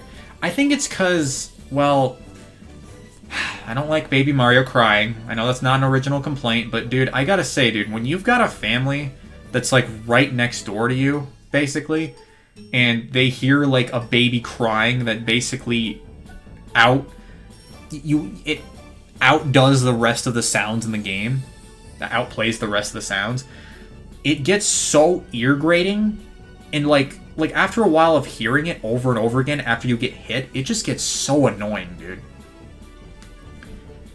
And plus, some of the level design isn't amazing. Like, there's some levels that weren't great. There was this annoying-ass penguin level that the penguins would keep pushing me off the freaking map. I was just like, bruh, stop. I'm just trying to get through. There are probably other ones that I'm forgetting, but, you know, this game was really fun. I loved it. Honestly, it's one of the best Mario games that I've played. It's great. Fantastic game. I would happily replay Yoshi's Island again. It is a beautiful and adorable little game. Yoshi's Story, on the other hand, I remember being good, but not much more than that. I'll replay that game. I don't know. Maybe I'll add that to the bucket list, but I just don't remember very much about that one. I don't know. I guess should I add it to the bucket list? I mean, I've never finished any of these games. I just realized that. I've never really finished any of these games besides Yoshi's Island, Mario World 2. So yeah, maybe I should judge this one. I'll put it like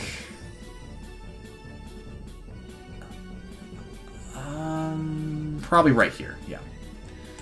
I don't really care about Topsy Turvy, unsurprisingly. I care even about it, maybe even less. Oh, okay, maybe more. I don't give a shit. Yoshi Touch and Go. I don't really care about that much.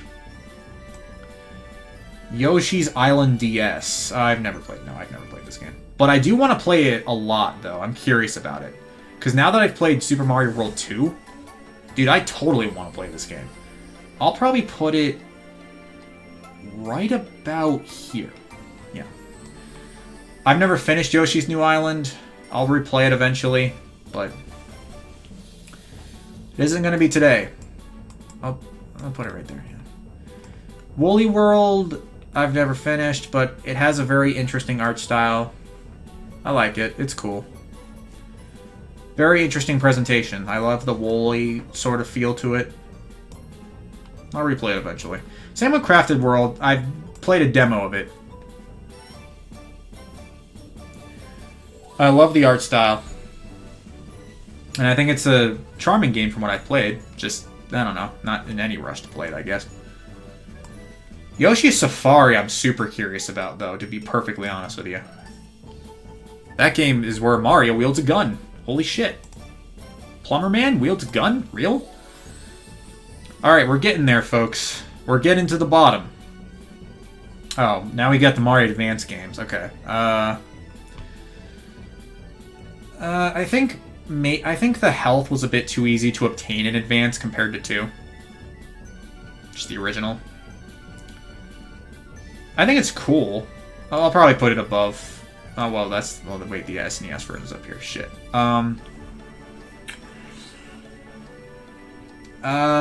Do I put it above? I mean, it's got some improvements, but it's also got some stuff that I think kind of ruined the game. Like, the health is just not as fun to find. It's not as experimental. Yoshi Easter eggs were fun, but kind of pointless. I'll put it above it. Screw it. I mean, I don't know. I remember it being fun, at least, so... Hey, that's gotta say something. I've never played Mario World Advance 2. I don't think I need to, honestly, because Mario World's already fantastic enough on its own. I don't really need Advance. I'm good. But I'll put it, like, right here. Yeah. Same with Yoshi's Island. Same deal, really. I'll just put it there. Mario Advance 4, though, I have played. But what this game has that the other ones don't is e-reader levels. And I think with that, this game is freaking fantastic. Up there, for sure. The e-reader levels are great, and they help mix up the Mario 3 gameplay a lot. You can play as Luigi, that with actual different gameplay this time, and that's awesome. You can go back to different worlds that you've already played. That's awesome. Why didn't Mario 2 do this with Advance? No idea. Mario Advance 4 is awesome. Awesome, awesome, awesome game. I've never played F1 Race. Oh. You know what I just realized? We're at the Mario Kart games now. Oh, no. Mario Kart games. Oh, I'm not looking forward to that. Okay. Alright, but let's do F1 Race. I don't know. I don't really care about it. It's right there, bottom of the list. I'll play 3 Hot Rally probably before I play the original. Alright. Super Mario Kart. This is where I think the flames are really going to start going down here. Oh, God. I'm not looking forward to this. I don't think anyone is really going to be too upset if I put the original Super Mario Kart somewhere in C tier. I like the game still. I think I'd play it over Mario and Wario. Yeah, I'd probably play it over these games. But no higher. I think Super Mario Kart's controls are really slippery. They kind of ruin the game, if I'm being honest with you. Because otherwise, you've got a solid kart racer that, again, was responsible for creating one of the most successful video game series of all time, Mario Kart. But the simple fact is, guys, These games just improved the formula a lot better. And Super Mario Kart, when you really get down to it, guys, it hasn't aged well. It just hasn't. Other games just fine-tuned what made the original so good. Now it's just a bit obsolete. So it's fun to play every now and then in like a blue moon, but it's never something I go out of my way to play. Mario Kart 64. Oh, God. I know some of you are going to kill me for this, but I don't think it's that good, guys. I don't think it's that good. It's better than Super Mario Kart, not by that much. What I'm really not a fan of in this game is the track design. It's just a bit empty in comparison to some of the other games, which have a lot more compact and like interesting level settings. You know what I mean? Calamari Desert's kind of boring. Wario Stadium's a drag. Holy shit. In Rainbow Road, I know the whole gimmick is that you're supposed to be driving for a long time, but I don't know, dude, that just gets so boring after 5 minutes. 6 minutes even. Like, that's how long it takes me to drive on that course, and it just gets boring, dude, quickly. That is style over substance right there. If you like the course just because it has good music, then that's just style over substance. It's still fun for a good bit. It's still in C tier. It's just, again, it's just nothing I'd go out of my way to play. It's still C. It's still fine, though. It's whatever. I've only played Super Circuit once through, like, an emulator. No, a couple times, sorry. But it was through an emulator, and I haven't played it thoroughly enough to really judge it. I am curious about it, though. I'll put it... I'll put it right there. Yeah. Double Dash, I am way more eager to play than Super Circuit. I've heard that it has... it seems like a very interesting game. The partner gimmick seems really fun. I like that each driver has their own little item you can use depending on your partner. That's cool. I'm really curious to play this game, honestly. I'd put it right here, honestly. I think Double Dash just looks like a cool game. Alright. Mario Kart DS.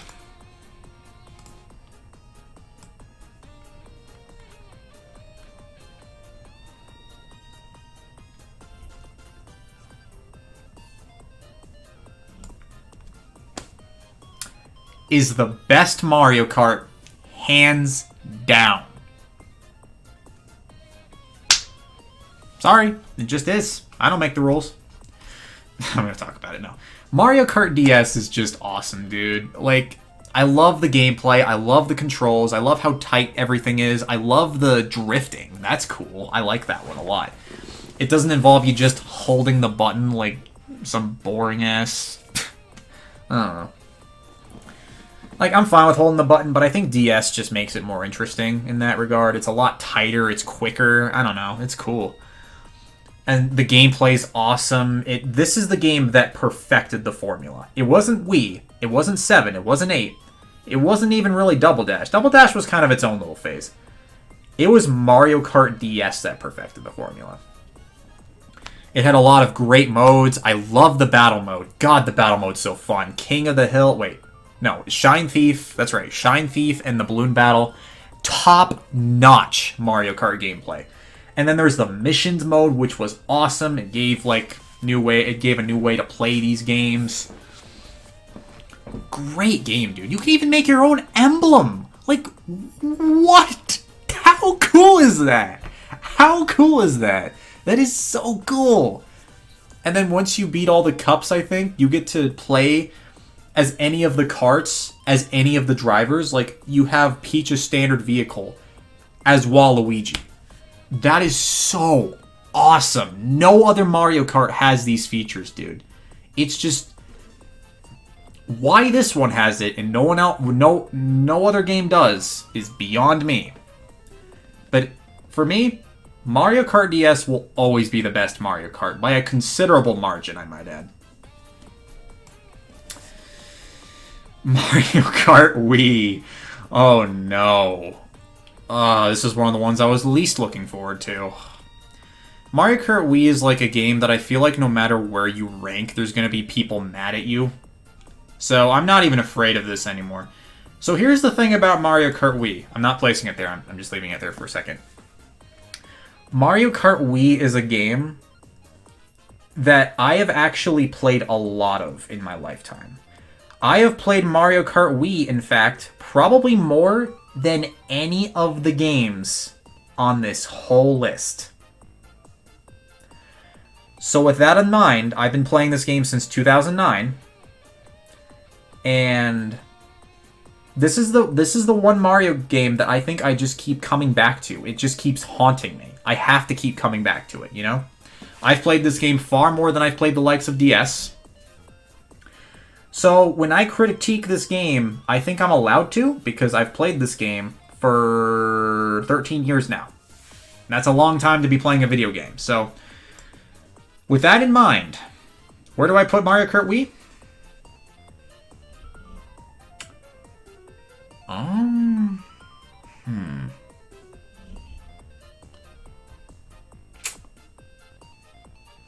I'm going to put Mario Kart Wii right here. That is where I think it deserves to be ranked. Is it the best Mario Kart? Nope. Sorry. It just isn't, people. It has many polish issues.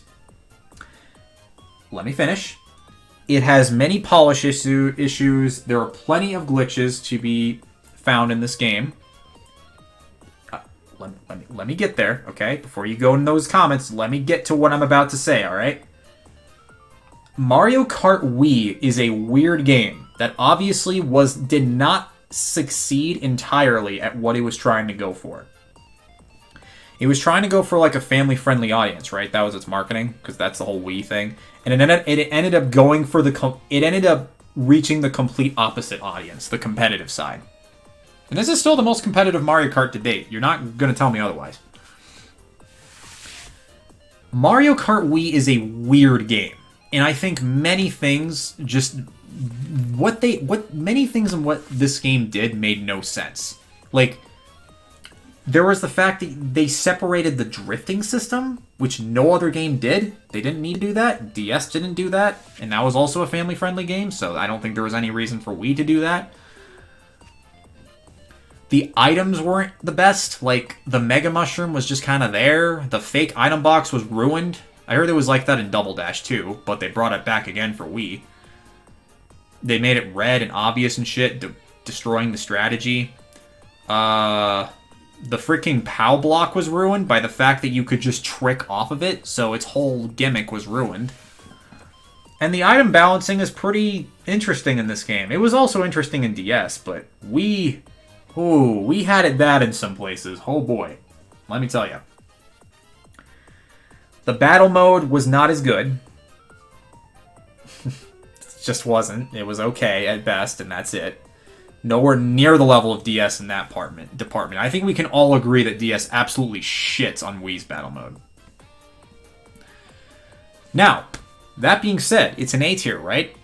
That's because all of what I just said is part of what gives Mario Kart Wii its flair.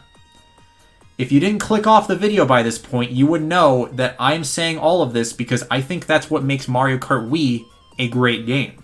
The fact that it has all of these weird things going for it. The fact that it has all of this weird polish issues, these glitches that you'd never be able to get away with in any other Mario Kart game. It's far from the best Mario Kart, but it is still an excellent racing game that gives you so much to do, and the online was great. And even then, even if Mario Kart Wii is a weird game, I think the online was great. There were plenty of great things about this game too. The course design was super strong. The course selection, the character selection, the vehicle selection. This game is super fun to play. And the online's amazing. The tournament mode, while not as... Well, okay. The tournament mode wasn't archived, so now you can't play them unless you mod your system. But I'm not counting mods. Why am I not counting mods? I have a lot to say about Wii, I know, but I gotta get all this out of the way. Mario Kart Wii is most known, I think, for its modding than any other game here. Maybe even 64, if I'm being honest. I think it's only rivaled by 64. Mario 64. I gotta say, I'm not gonna count modding for this because it's just not fair. Like, you're saying Mario Kart Wii is the best modding, but that's not the way Nintendo intended you to play it. I'm basing these games the way Nintendo programmed it. And I'm also not including, like, ROM hacks or some shit. Like, for example, tell me what your favorite Donkey Kong Jr. mod is. Tell me what your favorite ROM hack of Donkey Kong Jr. is. Go ahead, I'm waiting. What about Wario Master of Disguise? What's your favorite mod there? What's your favorite Super Mario Bros. Deluxe mod? What's your favorite Donkey Kong Jr. math mod? Like, do you see what I mean? Like, it's stupid. It's just a much different question. And sure, if modding was factored, then maybe it'd be, like, slightly higher. But the thing is, Mario Kart DS provided experiences on its own that were so much more fun to me than any Mario Kart Wii mod could ever give me. And I think Mario Kart Wii on its own is still a great game. It's just, I think it's kind of brought down a little bit by the fact that the mods exist and now kind of make the base game a bit obsolete because now the online no longer works. It's just sad. I don't know. A lot of people don't talk about the base game anymore because I'm not talking about CTGP. I'm talking about Mario Kart Wii. And I think Mario Kart Wii, on its own, is a great game just for having fun with friends with. But I just think DS is just better. It does a lot of things. It has a better racing mode. It has better balancing slightly. It has better battle mode for damn sure. It has a better missions mode. It just has a better flair overall. But that isn't to say Mario Kart Wii is not fun in its own right. And so I want to make that clear. I love this game a lot.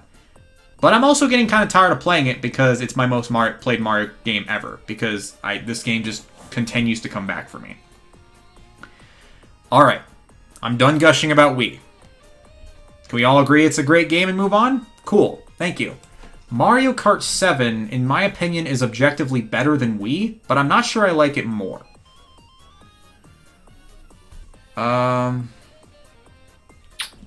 I think 7 was super good. I think it's overlooked by the fact that the other games exist and had more content, more fleshed out content, more of a flair to it.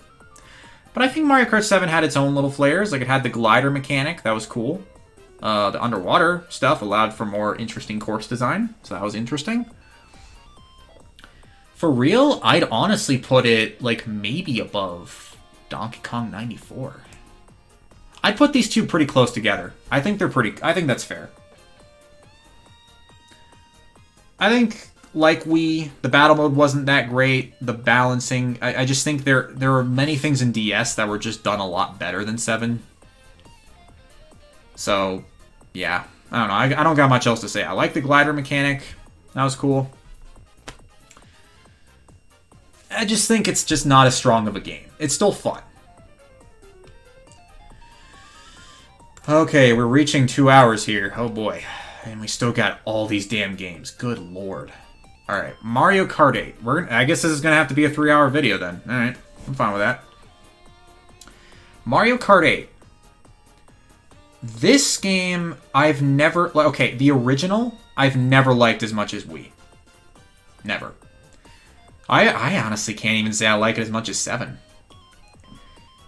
I think Mario Kart 8 was a super fun game for its time, but there was something missing about it. Like, it didn't have... Like, it had awesome presentation, the best soundtrack probably a Mario Kart game's ever had, the best graphics a Mario Kart game's ever had. I loved its tight gameplay.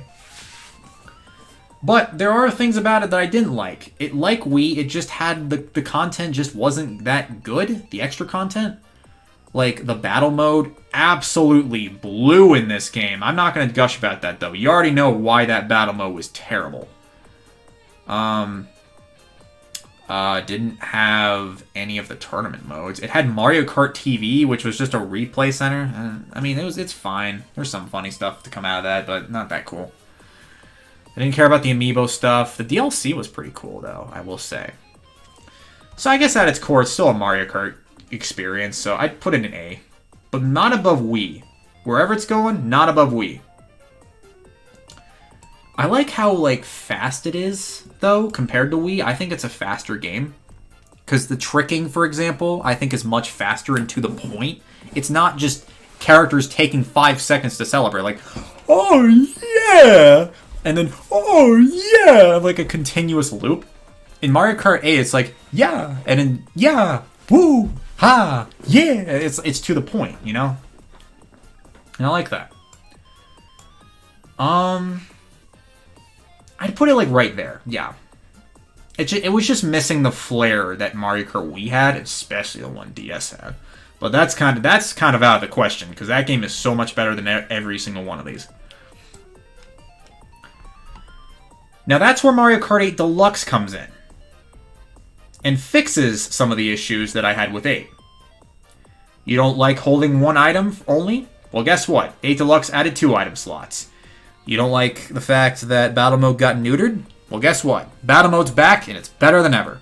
Well, okay, not better than ever, but but still awesome, for sure. It comes quite close to DS, though, to be honest with you, the Battle Mode. It has characters that people actually care about. And recently, it took them way too long to do this, but hey, it still counts anyway. They're adding courses. Extra retro courses, and even some new courses to Mario Kart 8 in form of the Booster Course Pass. And honestly, I think all of this is just what the game needed to be better than Mario Kart Wii. You can give me all sorts of shit. I don't care, alright? I think Mario Kart 8 Deluxe is just a consistently more fun experience than Wii. Because it just has more fun. There's just more things to do in it. I think it's just a more fun game altogether. I'll put it right there. I think it deserves it, dude. I think Mario Kart 8 Deluxe is without a doubt the definitive version of 8. There's no reason to return to the original now that Deluxe exists. I just think this game is super fun. It's only behind DS because this game just perfected the formula and perfected the content. But what Mario Kart 8 Deluxe did, it did well. Alright, we're going to take a step back, though. Mario Kart Tour. Now, you're probably expecting me to put this game in F, right? Because, oh, it's a mobile game, sucks. I mean, it's fine. It's whatever. I just don't really care about it that much. It has some cool stuff. I'm not going to lie. It has some cool stuff. Like, I like the different character costumes. They're super cute and cool. I don't like that they're locked behind gotcha shit. That's stupid. Like, what if I want to play as Wario? What if I want to play as Bus Driver Waluigi? I can't play as Bus Driver Waluigi unless the game lets me. That's stupid. And also, I hate that you can't play as Mario until the game lets you. That always bothered me. Like, bro, come on. What Mario game doesn't let you do that? Games that aren't centered around Mario, sure, but this is a Mario Kart game, so what's the deal? But also, I'm just not a fan of the whole... Like, it's got missions mode for Mario Kart DS. So that was neat. I'll sandwich it between Super and Kart 64. I'll sandwich it. Yeah, I don't know. I'm just not that motivated. I play like every once in a while to try and get into it. I just can't really. It's whatever. It's just not the Mario Kart for me. It's fine. If you don't have a Mario Kart game, then fair enough. You can play it. You can get away with having fun with it, but the fact that the other ones exist, if you have Mario Kart 8 Deluxe, or Wii, or 7, or DS, especially DS, what the fuck? Especially if you have DS, then why would you play Tour, really? If you're just looking for standard Mario Kart gameplay, I don't see a reason to really go to Tour.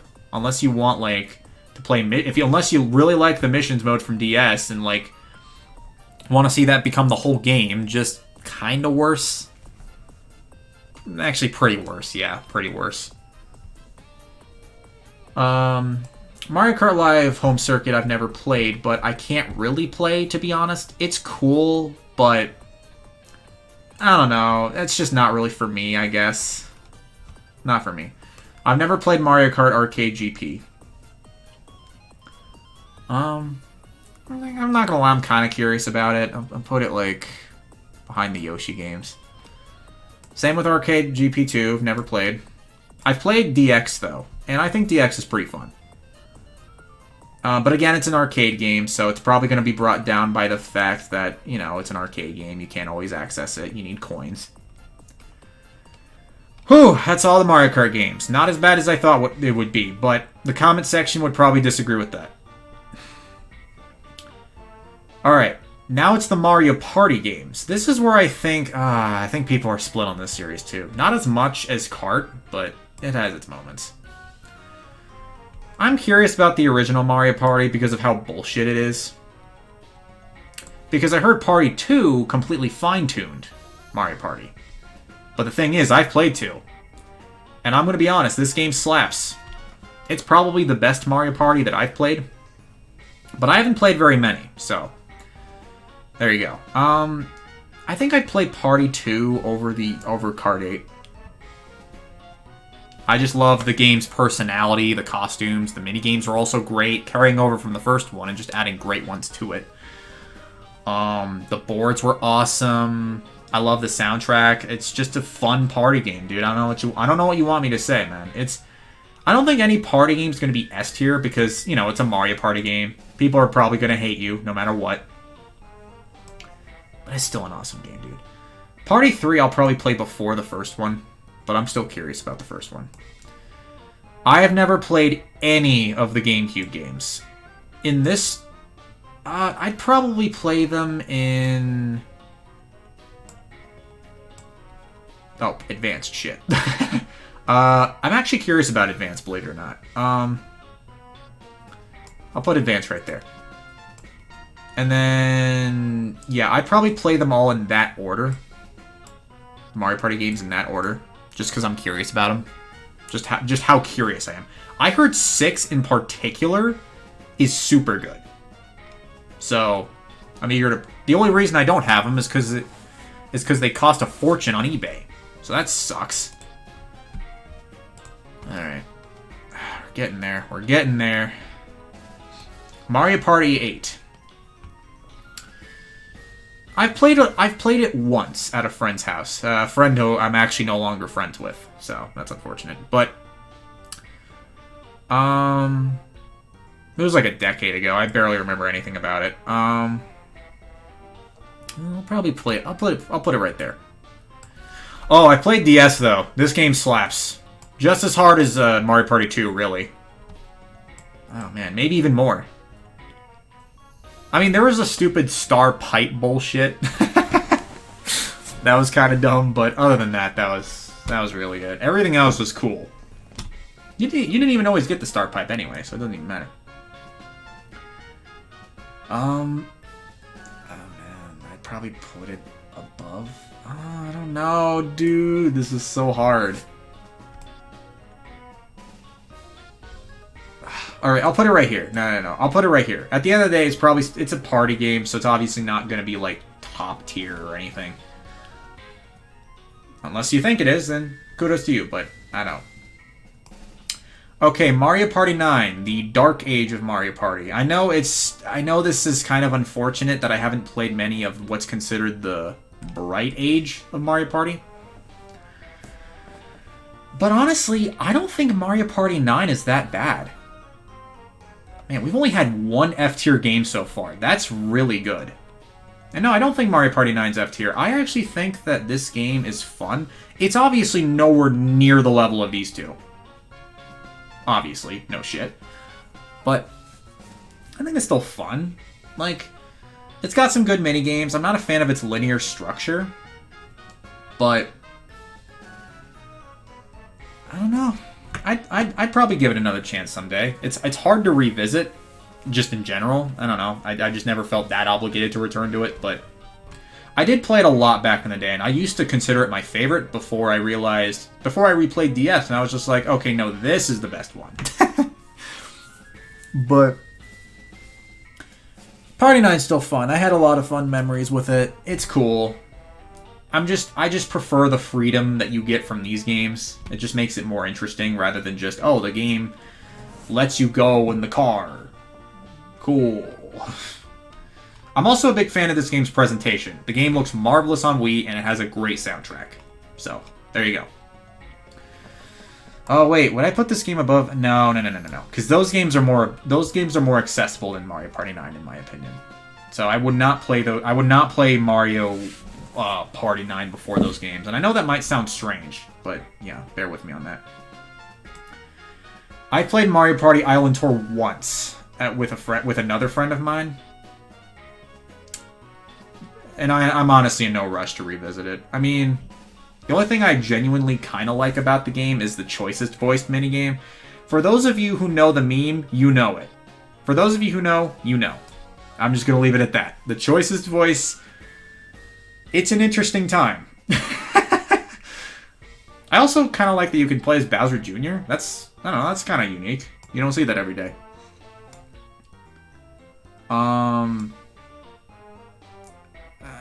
I'd put it like right there. Yeah.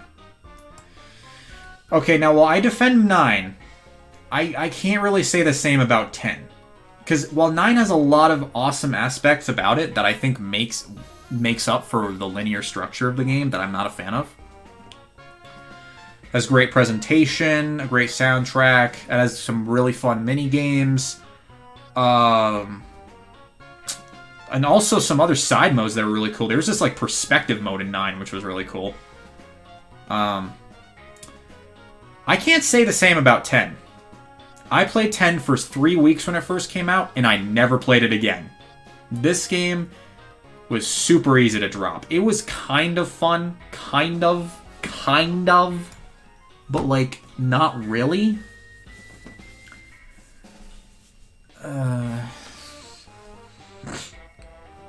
I don't know, dude. Mario Party 9 was just boring to me. It was horribly bland.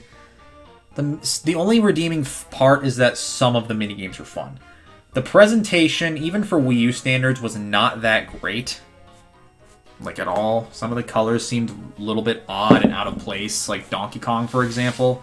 Something about his model in that game did not look right. It always bugged me. Although, of course, I can't get enough of the Donkey Kong very hard meme. That's obviously really cool. So it gave us something good.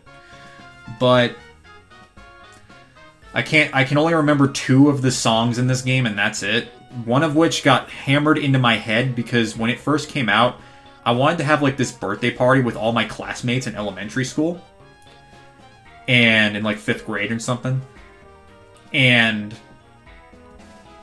well, I never did, but I spent so long making like a card for each of these characters, and the title theme would play over and over and over again, and it got hammered right into my head, never to escape. That song has haunted me. Ugh. But anyway, I'm not a fan of this game's balancing. Like, Bowser Party was horribly unbalanced. Like, either 80% of the time it was in Bowser's favor, and the other 20% was just in the other team's favor. I don't know, it was weird. Bowser's Party was a great idea on paper, but wasn't executed the best. I do like it more than these games. I would play it, because at least Mario Party 10 has gameplay, well, has refined gameplay at all. It's just boring, dude. Like, I don't know. I'm not a fan of the Amiibo Party either. Well, that's just because I don't like Amiibo already. I don't care about Amiibo in any game, but I don't know.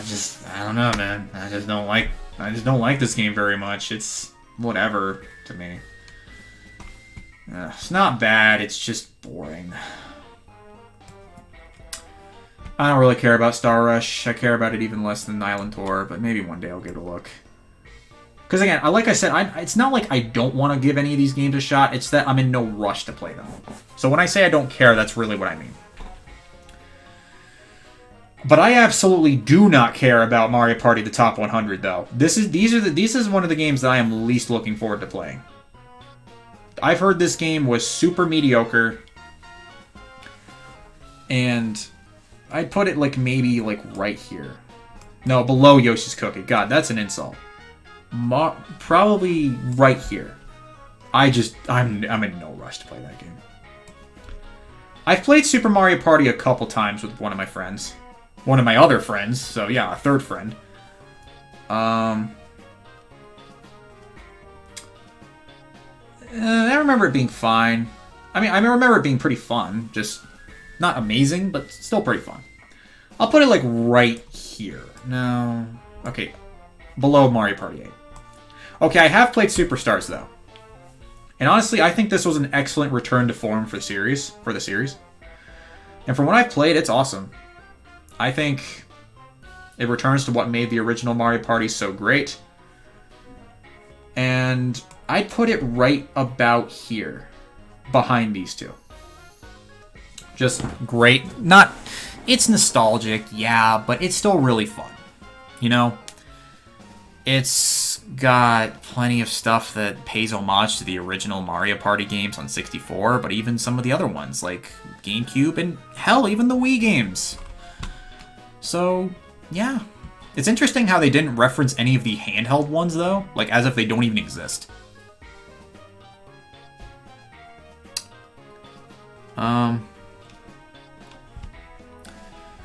Yeah. Anyway, that's Mario Party. I gotta play more Mario Party. Now we've got Dr. Mario, a rather underappreciated series. I think Dr. Mario is better than Tetris. I'm not putting it there, hold on. But I think that Dr. Mario is still really fun. The thing that I get out of Dr. Mario that I don't quite get out of Tetris is the fact that I think it has more of a strategy. It has this interesting strategy to it. That, yeah, even though Dr. Mario has some RNG, yeah, I'm not denying that. It has RNG, which is something that Tetris doesn't. But what it also has that Tetris doesn't is the fact that it has this RNG and transforms it into a strategy. So the fact that you can't be perfect, but you have to sort of place the Mega Vitamins, that's what they're called, in specific areas. So that ultimately you can still clear it to be as efficient as you can, you know? Plus the music's great. I just think it's a charming, it's just a super addicting game. It's probably one of my favorite puzzle games of all time. And something that the NES game that the later games don't have, well, at least from what I've played, is the fact that this game is not as generous with the Mega Vitamin placements. Like, if you place something where, like, if a Mega Vitamin reaches the ground, it's getting placed there. You can't move it. With the later games, they're a bit more lenient in that they give you a bit of an extra second to, like, sort of place the pill before it's settled. In this game, that doesn't happen in this one. Oh yeah, I know there's also a Game Boy version, but no, same game really, just Game Boy and worse. I haven't played Tetris and Dr. Mario, but I assume it's just a SNES version of the same damn game, so I'll put it right there. I want to play Dr. Mario 64 super bad, though. This game has a story mode, which is interesting. I mean, I heard it wasn't, like, amazing, per se, but I don't know. I'm curious about it. I don't really care about I've listened to the music in the GBA port. It's bad. The music in the GBA port of the game is bad. Oof. Sound design took a hit in quality there. But then we come to Online RX. I think this game is above Dr. Mario solely for the online stuff and the Virus Buster, which was cool. You know? Aside from that, it's your standard Dr. Mario game. I love Sneeze. Best Dr. Mario song, or KK, depending on what you call it. Best Dr. Mario song, deserves to come back. Underrated game. Dr. Mario Express, on the other hand, is just kind of like, okay, cool. It's Dr. Mario gameplay, but that's about it. In fact, I'd probably play it before. I'd probably play that. And I don't know. It's standard gameplay, really. I don't think I'd play this game before a lot of others, though, because it's just kind of there now. We'll get to why that is in just a second. But I don't know. It's probably above Yoshi, but that's about it. I don't know. I wouldn't really play that game anymore. I haven't played Dr. Luigi, but I am curious. Well, I'm kind of curious about it, but now I don't think there's really any point to playing it now that Miracle Cure exists. This is the definitive Dr. Mario game, in my opinion. I'll put it right there. The reason why Dr. Mario Express is a bit obsolete, and the fact that Dr. Luigi doesn't really have much of a point to be played anymore, is the simple fact that Miracle Cure exists. It took Dr. Mario and basically perfected the formula. You have these Miracle Cures, which are awesome, and they spice the gameplay up, so in case you're tired of the RNG, you can use that. You can play either Dr. Mario and Dr. Luigi, both of which are fun, and honestly, still to this day, I play Miracle Cure every once in a while, and I just boot it up, because I just have a good time. Plus, there's a story mode, where you can, there are, certain puzzles. I guess it's not a story mode, but it's like a puzzle sort of thing, where you get to clear puzzles as both of the characters. Some of which get really hard, and I like that. You can tell I'm getting kind of tired of talking, aren't you? It's been 2 hours, holy shit. Okay, well, I want to try and speed through this as much as I can. Look. This is how much that's left. I can push through. Oh, God. I have to talk about the RPGs. Are you kidding? Alright, but this much left. We can do it.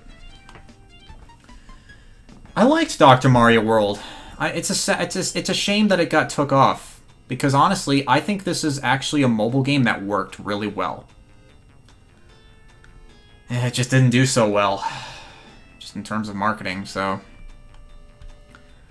I liked it a lot, though. It's a shame. I mean... I'd probably still play it over a lot of these. I'd play it over... Alright, I'll put it there. I think it was a super fun game, and I'd say it actually, unlike Kart Tour and Mario Run, Dr. Mario World, I think, translated the formula into mobile, perfectly. The way it should. Mario Run did it.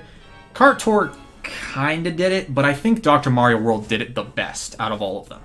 Out of all the Mario mobile games. But again, the gacha, that just holds it back. But I think on its own it's still pretty fun. Well, now that I think about it, I'd probably put it below these games. Probably right there. Alright, that's fine. I've played very little of...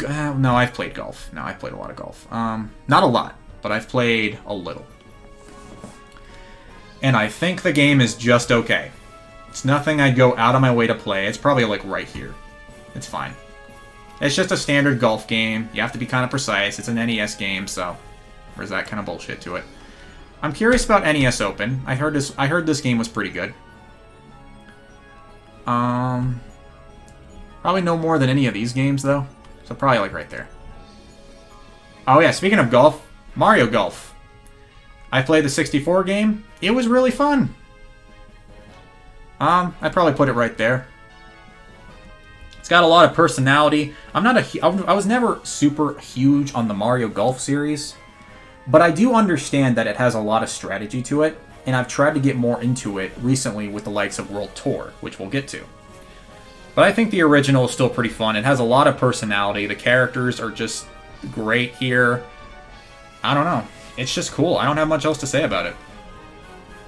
I've never played the Game Boy Color version, though. And honestly, I don't really care very much, too. Put it right there. I've heard Golf Toadstool Tour, though, is really good, but I've never played it. I want to assume it's better than the 64 version. But as of now, I'll put it right there, behind Party 6. Never played Advanced Tour, but... I guess I'm kind of curious about it. I'll put it, right there. World Tour is super good. I played this game, I played the demo, and then recently I got the game itself, and I think it's super fun. Probably the best Mario Golf game that I've played. Which is probably not very many of them, but yeah. Probably no higher than that. I think it's really fun, but that's about it. I don't really care that much about Golf Super Rush, but maybe one of these days I'll get it. So I'll put it like... I'll put it like right there. One of these days I'll try it out. I like the little mode where you kind of run after the ball. That was kind of funny.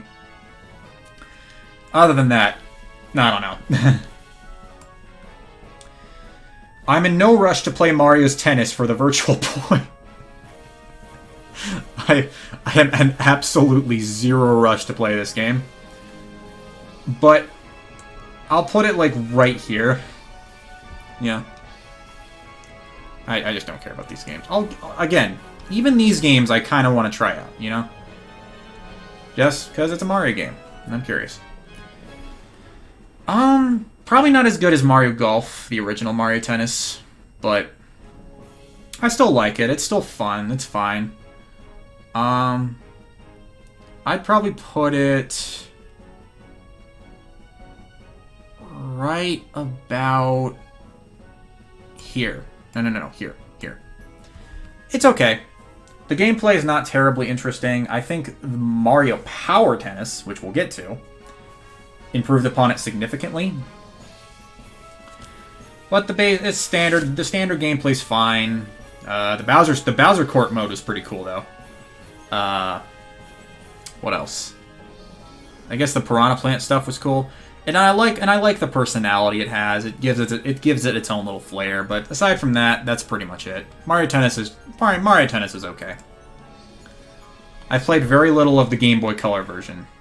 Probably play it before Golf, but yeah. Mario Power Tennis, though. This game slaps. Way harder than the 64 version. I would legitimately put it probably right here. Mario Power Tennis is great. The personality is already through the roof. My god, this game is filled to the brim with just likability. God, the GameCube games were so cool, dude. Very experimental. But the power shots were awesome. They gave the game a lot more of an edge. I love the courts. A lot more diverse and interesting this time around. The different modes were pretty cool too, from what I remember. This game was just great, man. I just had a great time playing it. But it's not exactly outstanding. It's just really, really fun. Never played Power Tour. I don't entirely care about it, but I don't know. Maybe there's something about it that's cool, so I'll put it right there. I'm not in any rush to play Mario Tennis Open. Probably even less than Golf Super Rush, if I'm being perfectly honest here. But I'll put it like right there, maybe here. Yeah. Oh god. Mario Tennis Ultra Smash.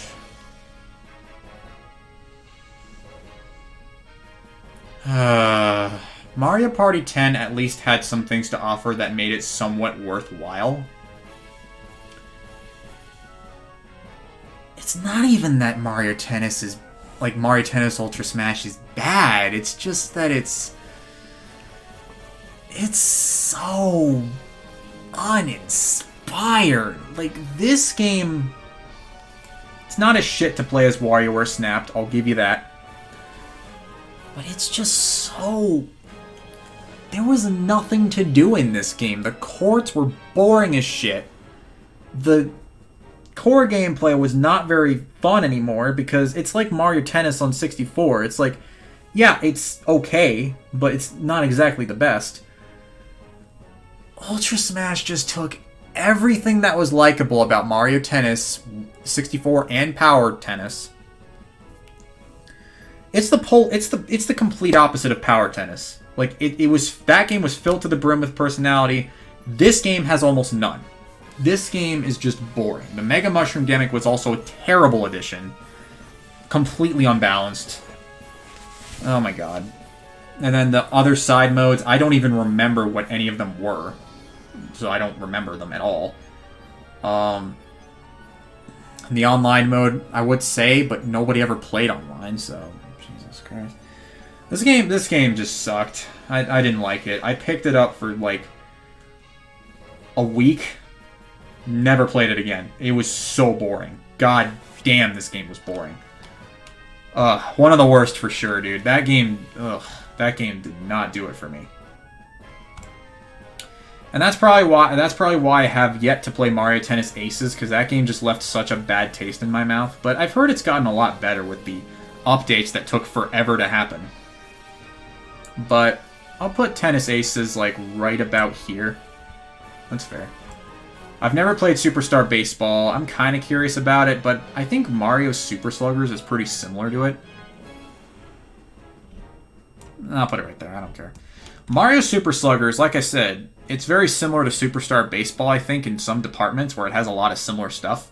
But I think what it did better, in my opinion. But the question is, where would I put Super Sluggers? Like Power Tennis, I think this game has a lot of personality. There's so much to the characters and just what they're able to do. And by the way, best character selection in any Mario game that's ever existed. Yeah, y'all thought it was Mario Kart Wii? Nah, fam, it's Super Sluggers. This game has a gigantic character selection. And, my god, it's ridiculous. It's not like the best Mario game ever or anything, but I thoroughly enjoyed it from what I've played of it. God, A tier is bloated, holy shit. That just kind of goes to show how great this franchise is, because, well, very few bad games exist. You know what I mean? Alright, Super Mario Strikers. Oh yeah, one thing I'll say about the challenge mode, hold on, I'll get to that, is it's really, the challenge mode in this game is great. I realize I didn't really talk about this game's modes. The challenge mode is pretty fun. I love the interactions with all the characters. It's very similar to Super Smash Bros. Brawl in this department, where I just like the interactions of the characters, really. I don't even care about the gameplay all that much. It was just fun to see that. And all these characters are factored into the story somehow. It's so cool. God, it's so cool. Just gameplay-wise, it's just not the most interesting. Alright, Super Mario Strikers. I want to play this game pretty bad. I'll put it, like, right about here. Here. Yeah, here. But I do want to play Strikers Charged a bit more. They just look like really cool games. Battle League, on the other hand, I'm in no rush to get right now. I'll probably get eventually when the game becomes, you know, actually great with all the updates that take forever to come out. But I'll put it like right there. Alright. Come on, Trust. Push through. Mario Hoops 3-on-3. I'm curious about this one. I heard it was pretty underrated.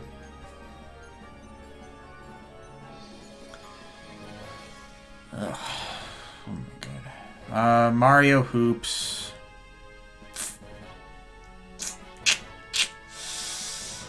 Where would I put it?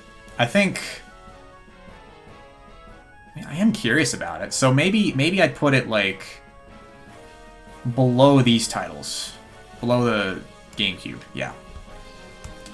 I have Mario Sports Mix, and I can play it at any time, but I just haven't ever played it, so...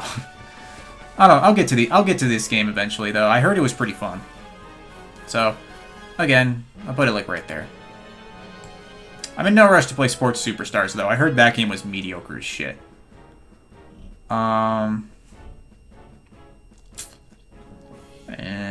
Probably right there. Yeah. I've never played Mario's Picross, so...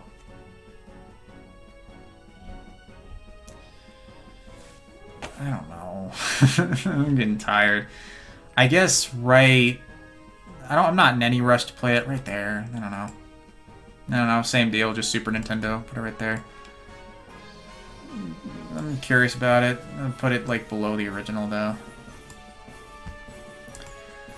Luigi's Mansion. Never played. Really want to, though.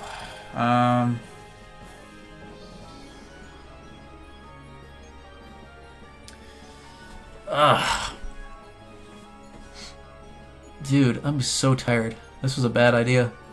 Because now I'll have to compile this into a 3-hour-long video. Oh, God. Okay. Luigi's Mansion. Yeah, there. That's fine. Dark Moon, I'll probably play behind it. Heard it was just I heard it was not as good, but still pretty decent. I'll play the remake after I play these games. I've played Luigi's Mansion for like a second, 3. I didn't ever finish it though. I remember it being pretty interesting. It's just I probably want to play all the other games first. Well, I'll just put it there now. I've yet to finish it, but I do want to. I didn't even know there was an arcade Luigi's Mansion. Or sorry, Luigi Mansion. My bad. I didn't see that there was no S there.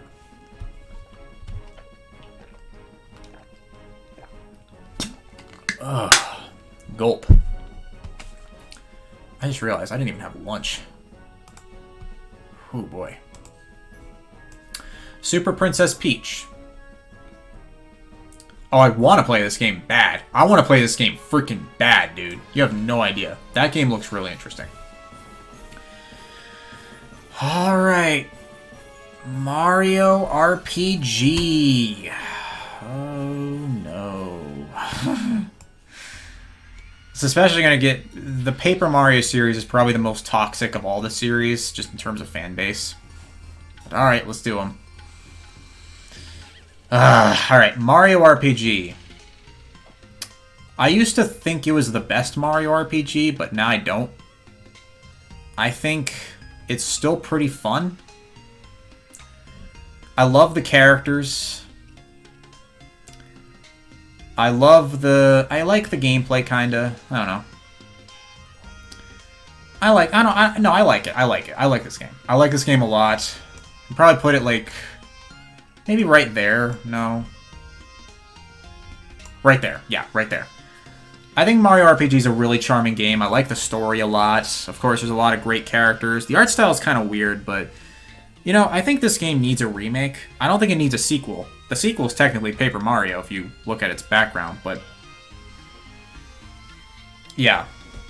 I think Mario RPG is, pretty cool. Pretty cool. I like that all the characters have their own little... I like the battle system of all the characters. They have their own little moves. The fact that you're able to play as Peach and Bowser in an RPG, that's sick. A lot of cool bosses, a lot of cool characters, a lot of great things in this game. I like it. Paper Mario. That's a tricky one. Because I think Paper Mario is cool. But... Goodness. Where do I put it?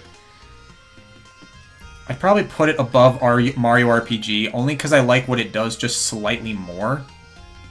So maybe I'll put it right here. I think Paper Mario is cool. It's got a great story.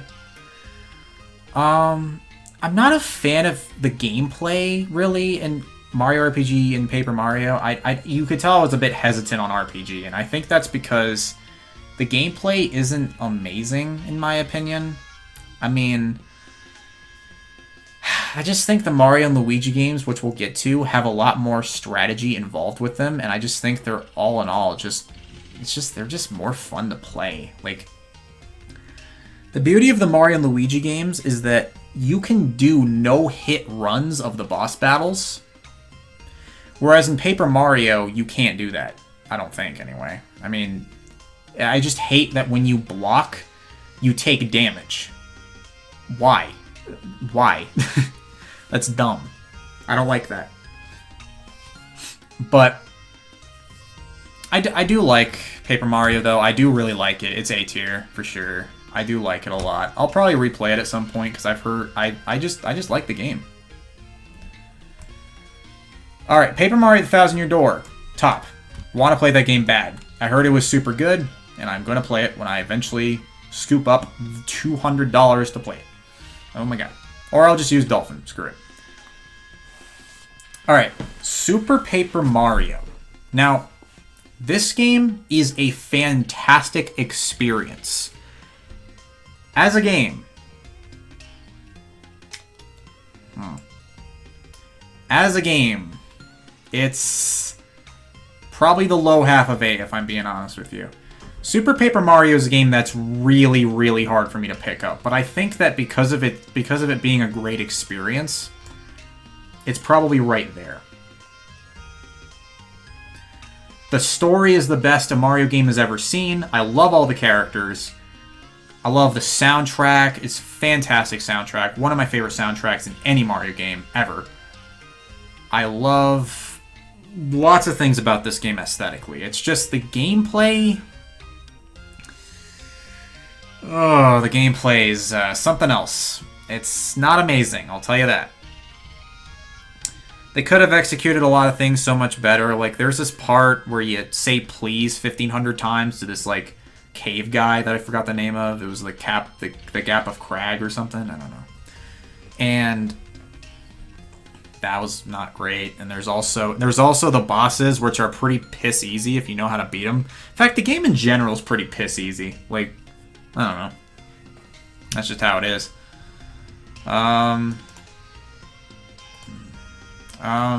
Okay. And yeah, I don't know, just things that could have made it better. I used to think this was my favorite Mario RPG. Well, yeah, I know I said Mario RPG used to be my favorite, but before that, it was Super Paper. But now I've come to see the game has a lot of problems, and it's far from the best game. In fact, it's probably one of the worst Mario RPGs. It's probably one of the worst Mario RPGs objectively, but yeah, I'll put it there. I know so many people are in Paper Mario. I know, well, maybe not many people. Who knows? No one will probably see this tier list, maybe. But Paper Mario fans are probably going to get so pissed at me for what I'm putting on this tier list. Oh, God. Oh, what? What? Hey, what are you doing down here? Get back up there. Paper Mario Sticker Star. Oh.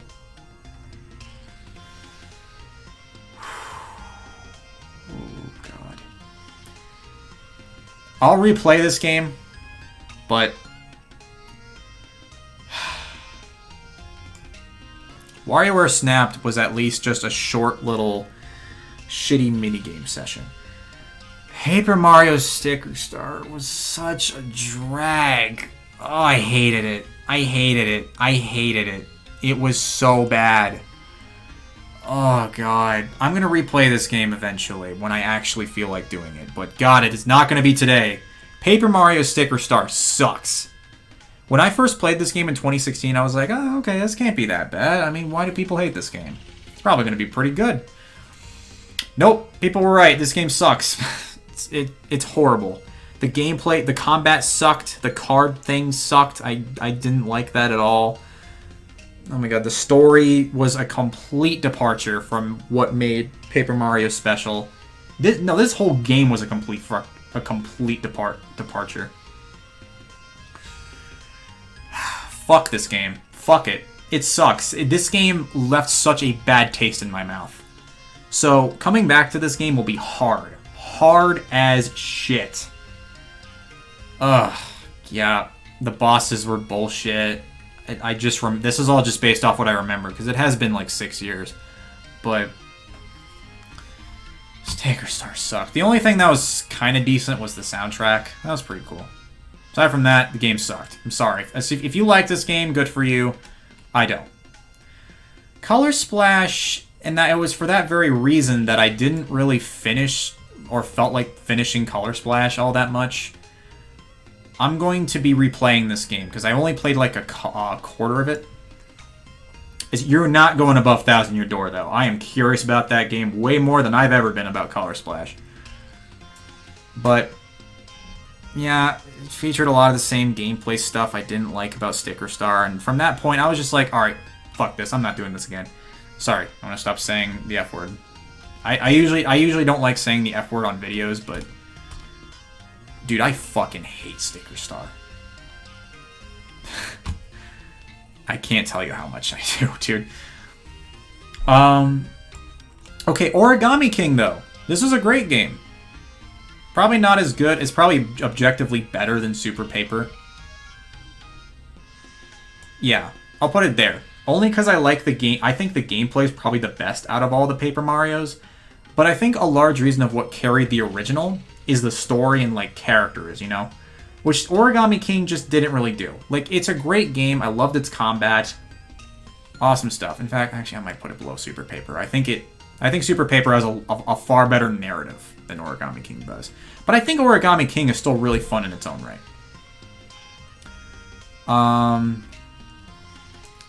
Probably right there. Yeah, that's fair.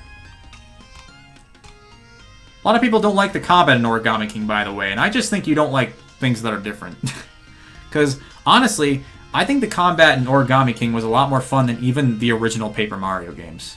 Because, at least now you don't have to... It's more than just, hey, press this button to attack. You know what I mean? Alright, that's all of Paper Mario until Paper Jam, I guess. But, I don't know, I count that as a Mario and Luigi game.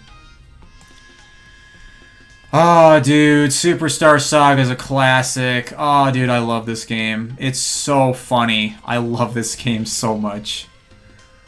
The only thing that's holding it back is probably how, like, precise it is. But I actually kind of like how precise it is. It sort of gives it a little bit... It's like the original Dr. Mario versus all the other ones. It's like... Yeah, it's precise. But I think that's what gives it its own little flair, you know? And plus, I think the Bros attacks in this game are the best that we've seen from the series. Like, the newer ones are really cool too, but I think Superstar Sagas, like when Mario and Luigi actually perform acrobats and relying on their own physical abilities to beat enemies, that shit is so cool! Oh, I love that! And I love that Mario and Luigi wielded, like, fire and thunder, respectively. That's awesome. These are the best versions of the Mario Bros, by the way. I will not hear otherwise. These are the best versions.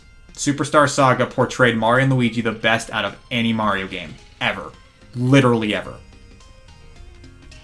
Superstar Saga is a classic. Great story, great gameplay, just all around great stuff. I want to play Partners in Time really bad. I'll put it, like, right here. I heard it was, like... Yeah, I heard it was, like, okay. It was decent. But I want to play it for myself and see what I really think of it. Bowser's Inside Story. My guy, this game slaps. I'll put it right there. Bowser's Inside Story is the best Mario RPG, and I will stand by that until the end of the time. God, my favorite Mario Kart game is a DS game. My favorite Mario RPG game is a DS game, and my favorite Mario Party is a DS game, wherever that is. Yeah. God, DS games just slapped. Jeez. DS games just had an awesome lineup of games. But yeah, Bowser's Inside Story. I loved the dynamic of Mario and Luigi gameplay versus Bowser's. It just made the game so much more interesting and fun to play. I love the story. I love the soundtrack. This game just nailed it. I also really like the giant battles. They're pretty fun too. Bowser's Inside Story is great, man. Great Mario RPG, just all around. Dream Team, in my opinion, was Bowser's Inside Story, but done worse. But still really good. Like, I think it's just brought back by the fact that it has a lot of tutorials. It didn't need those tutorials, I'll agree with you there. But I still think I like the Dreamy Luigi gimmick a lot. I liked that. And then the giant Luigi stuff was pretty cool, in my opinion, better than Bowser's Inside Story, if anything. But, oh yeah, it also has one of the best soundtracks I've ever heard in a Mario game. Dude, Dream Team's soundtrack absolutely slaps in every regard. It's so... ear candy. Dream Team is great. I loved that game. Paper Jam is probably my least favorite Mario and Luigi game, but I still really like it. It's probably right about here, just in terms of gameplay. I don't know, there wasn't any story, but that's fine. I mean, it's not like it was the worst game ever for not having a story. It's whatever. Because at least by the end of the day, something I can say more about that game than I could ever say about Sticker Star is at least the gameplay was fun. It still had that charm. Paper Mario was a bit overpowered, but, you know. It's still a fun game. It's still a nice, charming game. I'd probably put it a little lower, actually. Let's put it, like... let's put it that low. Yeah, well... Right there. That's fine. Yeah, that's fine. I've never played the Superstar Saga remake, although I might eventually. So I'll put it right there. Yeah. I played Bowser's Inside Story, the remake, and it's just simply not as good as the original. It was a game that did not need to be remade. That being said, I still think it's right here, above Dream Team. I've never played Bowser Jr.'s Journey, though. I don't know why I haven't played that. I just haven't. But I have played the remake of Bowser's Inside Story, and it's really good still. It's still the same Bowser's Inside Story I know and love. It's just, the original just has more of that edge to it that I think really defines it. Never played Mario plus Rabbids, but... And I used to really hate that Mario crossed over with Rabbids instead of Rayman, but I'm coming around to it, so... Maybe one of these days I'll play these games. Yeah, they look kind of fun. Alright, now we're getting to the, like, miscellaneous category. This is basically just everything else. Yeah, well, we were kind of already there with Mario plus Rabbids, but... This is just everything else at this point. Mario and Sonic, I've never played. I don't feel very obligated to play, to be perfectly honest with you. I'll put it, like... I'll put it right there. Same with the DS game. I played Mario and Sonic at the Olympic Winter. I think it's the best Mario and Sonic game. Maybe. Maybe I'll put it... I mean, these games have never been amazing, but...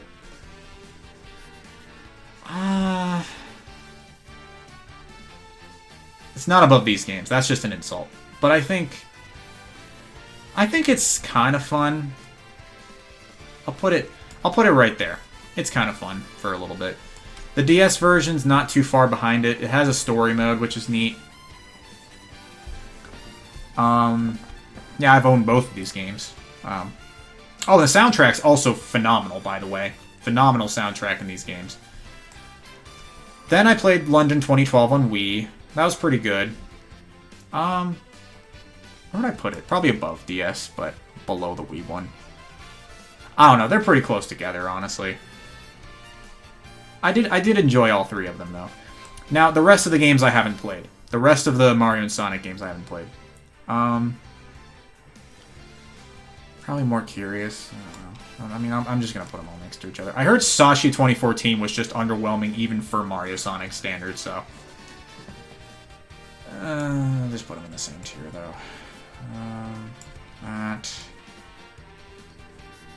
That. And then the most recent one I almost wanted to get, but not really. Curious about Tetris Attack. Put it right there. Tetris DS, on the other hand, I don't really care about. I've never even heard of Tetris DS until this video, so...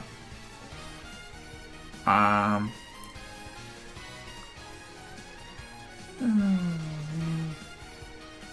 never heard of it, so it's like it's kind of hard to want to play it. I mean, probably right here. Okay, so I know some of you are probably like, oh, but why are you counting Smash Brothers? That's its own series. Well, like I said, at the beginning of the video, the very beginning of the video, I said, at least I think I did. Smash Brothers, look, why would you do a Smash Brothers tier list with just these 6 games? That's boring as shit. So it's like, since we're given the option to here, I mean, we might as well, right? So let's do it. Smash Brothers, the original, great game. In fact, I think all the Smash Brothers games are at least going to be A tier. That just is what it is. Oh, dude, I think Smash Brothers is great. Like, I think the original does not get enough praise. I think the original Smash is really fun. I'll put it, like, right about here, roughly. Oh my gosh, it just keeps going up. Alright, right there, right there. I think the original is very overlooked. Like, it's got great gameplay. I think the others would define it more. But the original is still really good. I had it on my Wii Virtual Console, and I do not regret it. It's a fun game. It's simple. It's just good fun. Great game. It's just that Melee's better. Melee is just better in pretty much every regard. Melee has tighter controls, which are admittedly a bit harder to get used to. But I think Melee is still pretty good. I think that's the reason it's not S tier, it's just because it's hard to get used to. But aside from that, you've got a great game here, with a lot of great content. And the adventure mode was great. I mean, it just did a lot, man. The character selection was really good, it's fast, it's to the point. Melee absolutely deserves it, man. High A tier. Okay, so I know people like to make fun of this game, but honestly, it's my favorite Smash Brothers game. I can't really lie about that. I'll put it like probably top of A tier, only because the reason why it's not an S tier is because it has too many problems. But I think, again, like Mario Kart Wii, it's those problems that kind of define the game. Like, it's what gives it its own little flair. You know what I mean? Great character selection, an adventure mode that I think was extremely entertaining. It had problems, obviously, but it was still pretty fun. Besides the single-player content, oh my god. Dude, there's so much single-player content in Smash Brothers. Oh man. Brawl was great. It's still a great game, honestly. It has problems, obviously. It's terrible competitively. The online kind of sucked. But there's just so much to do in this game that I think really almost makes it S tier. Almost. Smash Bros. For 3DS is pretty fun. I'll put it above the original Smash.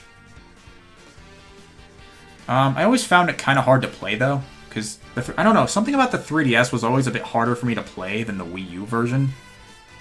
I don't really know why that was, because it's still a really fun game. I think Smash 4 in general is a bit, like, forgotten about, and that's sad. Because I think these games were great. Awesome. I had both of these games. And that's how dedicated I was to Smash. I had both of these games on the day of launch. Both of them. I made sure I had them as soon as I could. Oh man, Smash Brothers for Wii U. In my opinion, it's just better than 3DS because of the gameplay. I guess the controls? I don't know. Because something about 3DS always rubbed me the wrong way. Mario versus Donkey Kong. I'm putting Smash Brothers for Wii U like way here. Way up. Way like here. Probably higher than all these games. Damn, like higher than all of them, bro. This game's awesome.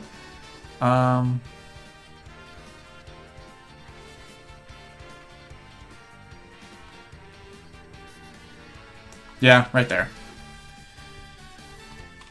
And then 3DS had, 3DS had Smash Run, obviously, which was awesome. And then I know Wii U had that really mediocre party mode that no one really cared about. But both of these games, I think, were great in just the gameplay department. They took what Brawl failed on and just improved it. It's just that I think Brawl had more of a flair, you know? I know I've said that a lot, like the flair thing a lot, but that's what I think.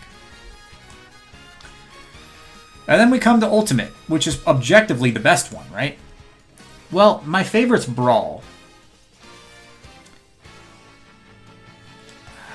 Damn, dude. I want to put this game in S tier so bad. But I can't, realistically, because knowing Brawl is an A tier. And that's my favorite Smash Brothers game. But, no, maybe I'll put Ultimate up here. Because I think Ultimate just took... It's just got awesome gameplay. A fantastic selection of characters. It's the ultimate Smash Brothers game. That's what it is. And you know what? That's all it needs to be. I think Smash Bros. Ultimate is fantastic. It's an awesome game that I think deserves to be... Jesus, this is so fucking hard. Wario... Oh, man. I don't know. I was never super into the Spirits mode. I just thinking... I don't know, man. This game's just fun. Alright, I'll put it right here. There. So maybe Ultimate is my favorite Smash game, but I just have such a soft spot for what Brawl did, you know? I don't know. Nintendo Land. Oh, Nintendo Land's pretty fun. It's a tech demo, but a really fun tech demo, I'll say. One of the only games that actually utilized the Wii U gamepad actually well. It's fun, but, I mean, not really any higher than the low A, really. I mean, why would it be higher than that? Probably right here. Nintendo Land's good fun. There's just a lot of good games, like ones where you chase Mario around as a bunch of Miis. The Luigi's Mansion one is super good. Ooh, that one's awesome. Yeah, just great. And then I spent a lot of time on the Donkey Kong, like, tilt the gamepad thing. That was cool.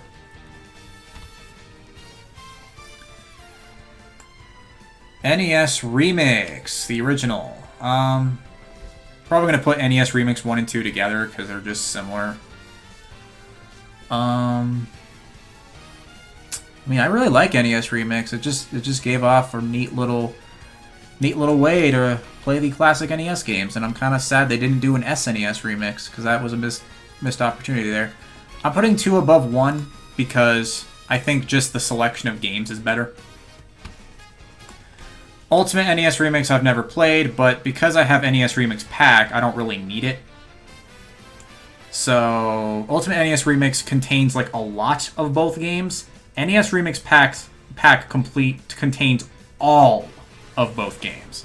So if you have Pack, you really have no reason to play Ultimate. Unless you want to take it with you on the go. But I don't know. I don't really feel it. It's fine. I don't need it. Fortune Street I've always wanted to try, because it's like a Monopoly-style game, I think.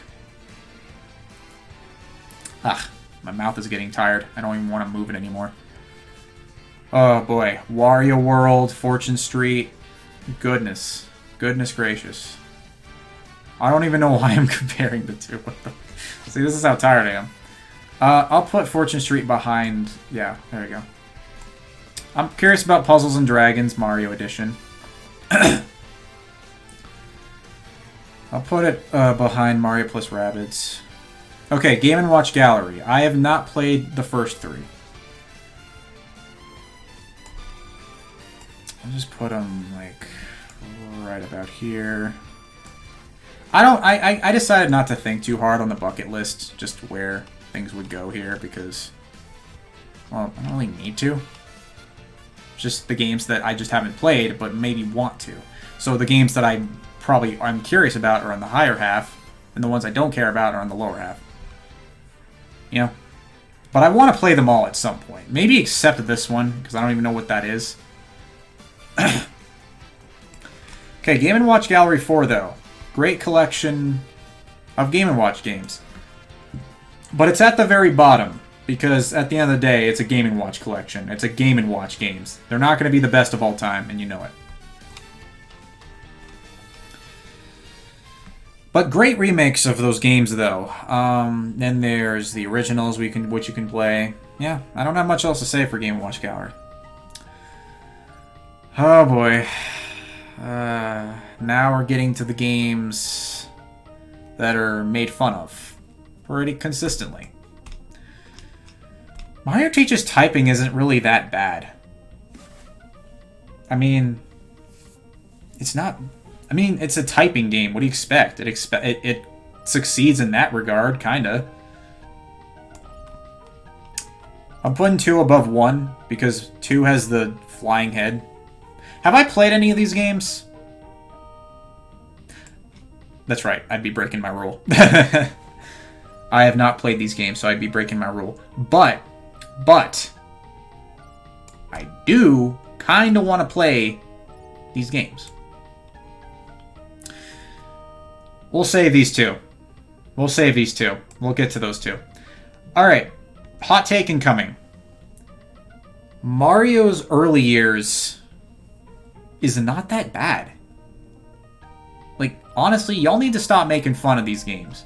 Like, the reason why you don't like it is because you're not a preschooler. That's the reason why you don't like them. Sure, it is a bit annoying, and it's not that much of a game, and I don't really care about it. I'm the wrong demographic for it. But when you really get down to it, guys, it's not an F-tier game at all. It does exactly what it sets out to do. It's a freaking educational game for freaking preschoolers. So, maybe you're just not a preschooler. Maybe you gotta be a preschooler to enjoy the game. But honestly, as far as that demographic goes, I think the game's okay. Hotel Mario. It's been bashed, beaten, but honestly, I'm really curious to try it out. Because I want to see something, because I think the game is funny as shit. I think the cutscenes are part of why people really hate it that much. And I feel like a lot of people base it on just the cutscenes and not even the gameplay. And honestly, that is a bit unfair. Because, well, I don't think the gameplay looks that bad from what I've seen off videos, but maybe once I get a CDI or some sort of CDI emulator, I guess, if that exists, then maybe one day I'll give it a shot and see if this game is truly as bad as people say it is. Because I think the cutscenes are hilarious, and I think the music is unironically kick-ass. Alright, Mario's Game Gallery. Dude, I like this game. I like it. Honestly, it's really funny. I really think this game is so funny. It's so annoyingly funny. That's the thing. Mario's Game Gallery is annoyingly funny. I put it right there, unironically. I think Mario's dialogue in this game is hilarious. It's the first time we've seen Mario be voiced by Charles Martinet. Believe it or not, it was not Super Mario 64. It was Mario's Game Gallery. So you have that to thank him for. I know some people think Mario's annoying in this game, but I think he's so funny. Like, he's so funny in this game.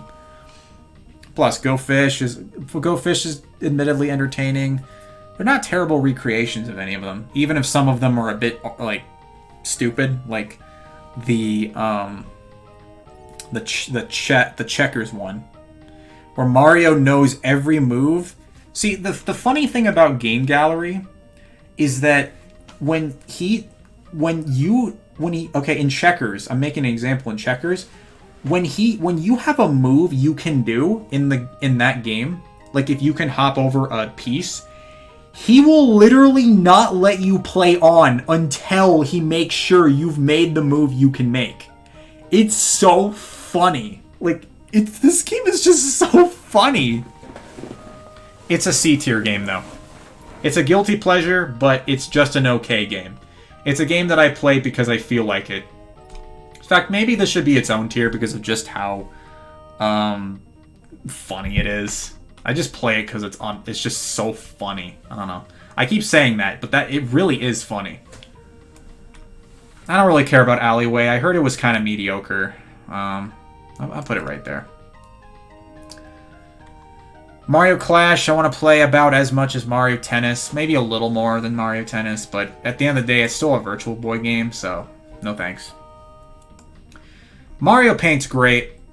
Mario Paint's kind of... It's dated, admittedly, but it's still great. I mean, I guess this isn't really a game as much as it is a tool, but... people have made some awesome stuff. Like, the music is probably my favorite part of Mario Paint, honestly. It's not even the painting part. It's the freaking sound thing. So much so that people have made an entire app for Mario Paint composing. Like, dude, that's awesome. Like, that's flippin' awesome, dude. I'll put Mario Paint down here, though, because at the end of the day, it is kind of dated, and it is just a tool. So, yeah. Mario Pinball Land. I mean, it exists. And for that reason, I'm kind of curious about it. I want to play it. Probably not more than these. Probably, like, right about there. There. There. No, there. There. There. Right there. Dance Dance Revolution. Maybe I'll play this game, yeah. I mean, I'm curious. I'll put it, like, right there. Mario Clock, the best Mario game ever made. Okay, no. Mario Clock is an unrivaled masterpiece of fiction. But okay, it's a clock. It's fine. It's not even really a game. It's just you can move Mario in the screen of the game, I guess, and you can just watch the time. It's kind of entertaining, actually, but at the end of the day, it's still just a clock. Bottom of C tier. Alright. We've made it. Wait, what? I'm not done. Hey, I'm not done. I'm not done. Alright. But we have made it, ladies and gentlemen, to the end of the tier list. Okay. So real quick, before I say what number... Did I zoom in? Yeah. Why did I zoom in? What? Why did it zoom in? Okay, that's weird. Alright, before we talk about Mario, let's talk about something. Let's recap something real quick. So, you guys remember... Why is it doing that? Oh my god. Okay, there we go. Fine. Whatever. So, you guys remember in Mario, how I said Mario's early years is not that bad, right? Like, it did exactly what it set out to do. Like, there were at least some redeeming parts of some of these bad games that were... Well, games that were considered bad, that I don't really agree are bad. Like, this is a preschool game. Like, whatever, it succeeded at that. You don't have to play it. You're the one who chooses to make fun of it, so... Mario's Game Gallery is legitimately really funny, and I just think that alone makes it such an entertaining game. Wherever Mario teaches typing is, I genuinely think that game is also funny, but it also succeeds at what it does, just does typing, right? And Hotel Mario, even, has some... the cutscenes are really funny, the soundtrack's unironically good, and from what it seems, the gameplay is just a mediocre arcade game. It seems that these games that people hate on, they're not actually that bad. The same cannot be said for Mario is Missing and Mario's Time Machine. These are the worst Mario games. Mario's Time Machine in particular is even worse. Neither of these games succeed at what they even set out to do. They're not funny. The only redeeming part of these games is that if you're playing the SNES version, the graphics look pretty neat, and the soundtrack's alright. That doesn't apply to the NES or the MS-DOS versions, because they look pretty ugly, and the soundtrack's pretty forgettable in those ones. Okay, alright, fine, I take that back. MS-DOS version did give us the Luigi meme. Alright, there you go. But, god, dude. It's just not even fun to play or even laugh at unironically. It's just these are just such bad games. And I'm shocked that anyone was able to like these games, because I've only met one person who unironically likes Mario's Time Machine. This is the weirdest conversation I ever had. It was just the guy. I mean, I thought we were civil at first. I was just like, okay, well, because he asked me like, what makes a bad game bad? Like, and I guess we were just having a discussion. And then out of nowhere, he starts firing like all these like insults at me, like, "What, you fucking idiot? Jeez, the manual tells you exactly where you're supposed to go." Or some shit like that. He just went all out on me. It's like, okay, dude, come on. So it's like I thought we were having this civil discussion. Anyway, I don't mean to call people out. It's just it's something I thought I'd mention. But yeah, both of these games are bad, even for what they're trying to do. I don't think educational games by themselves are bad. It's just that these two just did it bad. In Mario's Time Machine, you're never really sure where you're supposed to go. And you also, in the gameplay in both of these games, revolve around asking people where the hell you are and learning about shit. And the funniest part about Mario is Missing and Mario's Time Machine, this applies to both of them, is the fact that there is absolutely zero point of even playing the games. Why is that? Because these games are littered with inaccuracies. They couldn't even get shit right to even educate you on it. Like, there was one, the completionist reminded me of this one. There was one question in Mario's Time Machine, I think that involved, like, what was his name? Shit. Isaac Newton. Like, that he was born old or something? Like, there was actually something in the game that said that.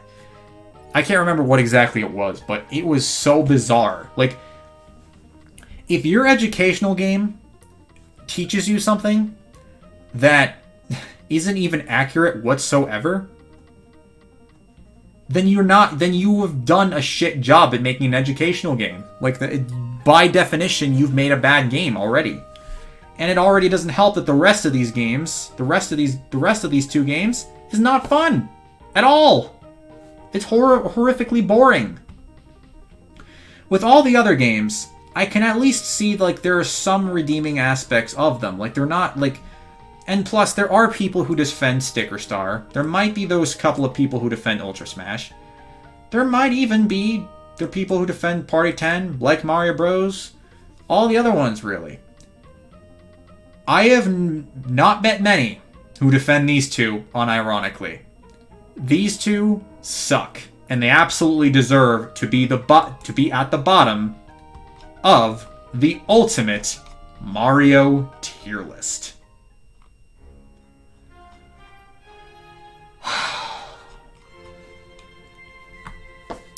I just talked for 3 hours about Mario games.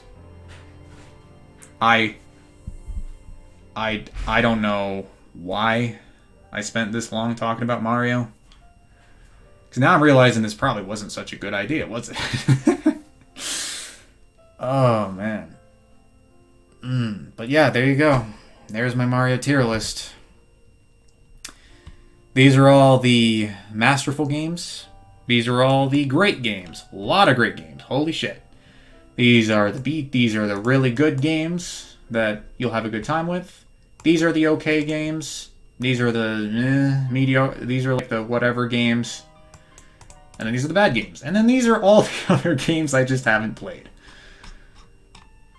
I'm going to go give my voice a rest and actually go eat some food because I just spent 3 hours talking about Mario. I still can't believe I did that.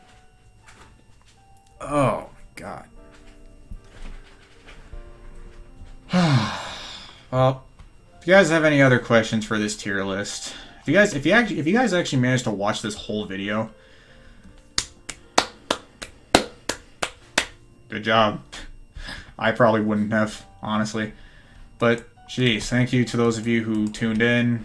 Of course, again, if you have any questions, if you disagree with anything on this list, whatever, I'm not going to cancel you for it, whatever, I don't care. Like, you might think that Sticker Star there's always probably going to be that one person that thinks that Sticker Star is like the best game of all time and that Super Mario Galaxy 2 is dog shit. There's always going to be probably those people who think that, and that's whatever. It's your opinion. There's no objective opinion. So yeah, anyway, I'm tired of talking. So thank you guys so much for watching, and I'll see you in the next video that hopefully isn't 3 hours that hopefully isn't 3 hours long. Sayonara.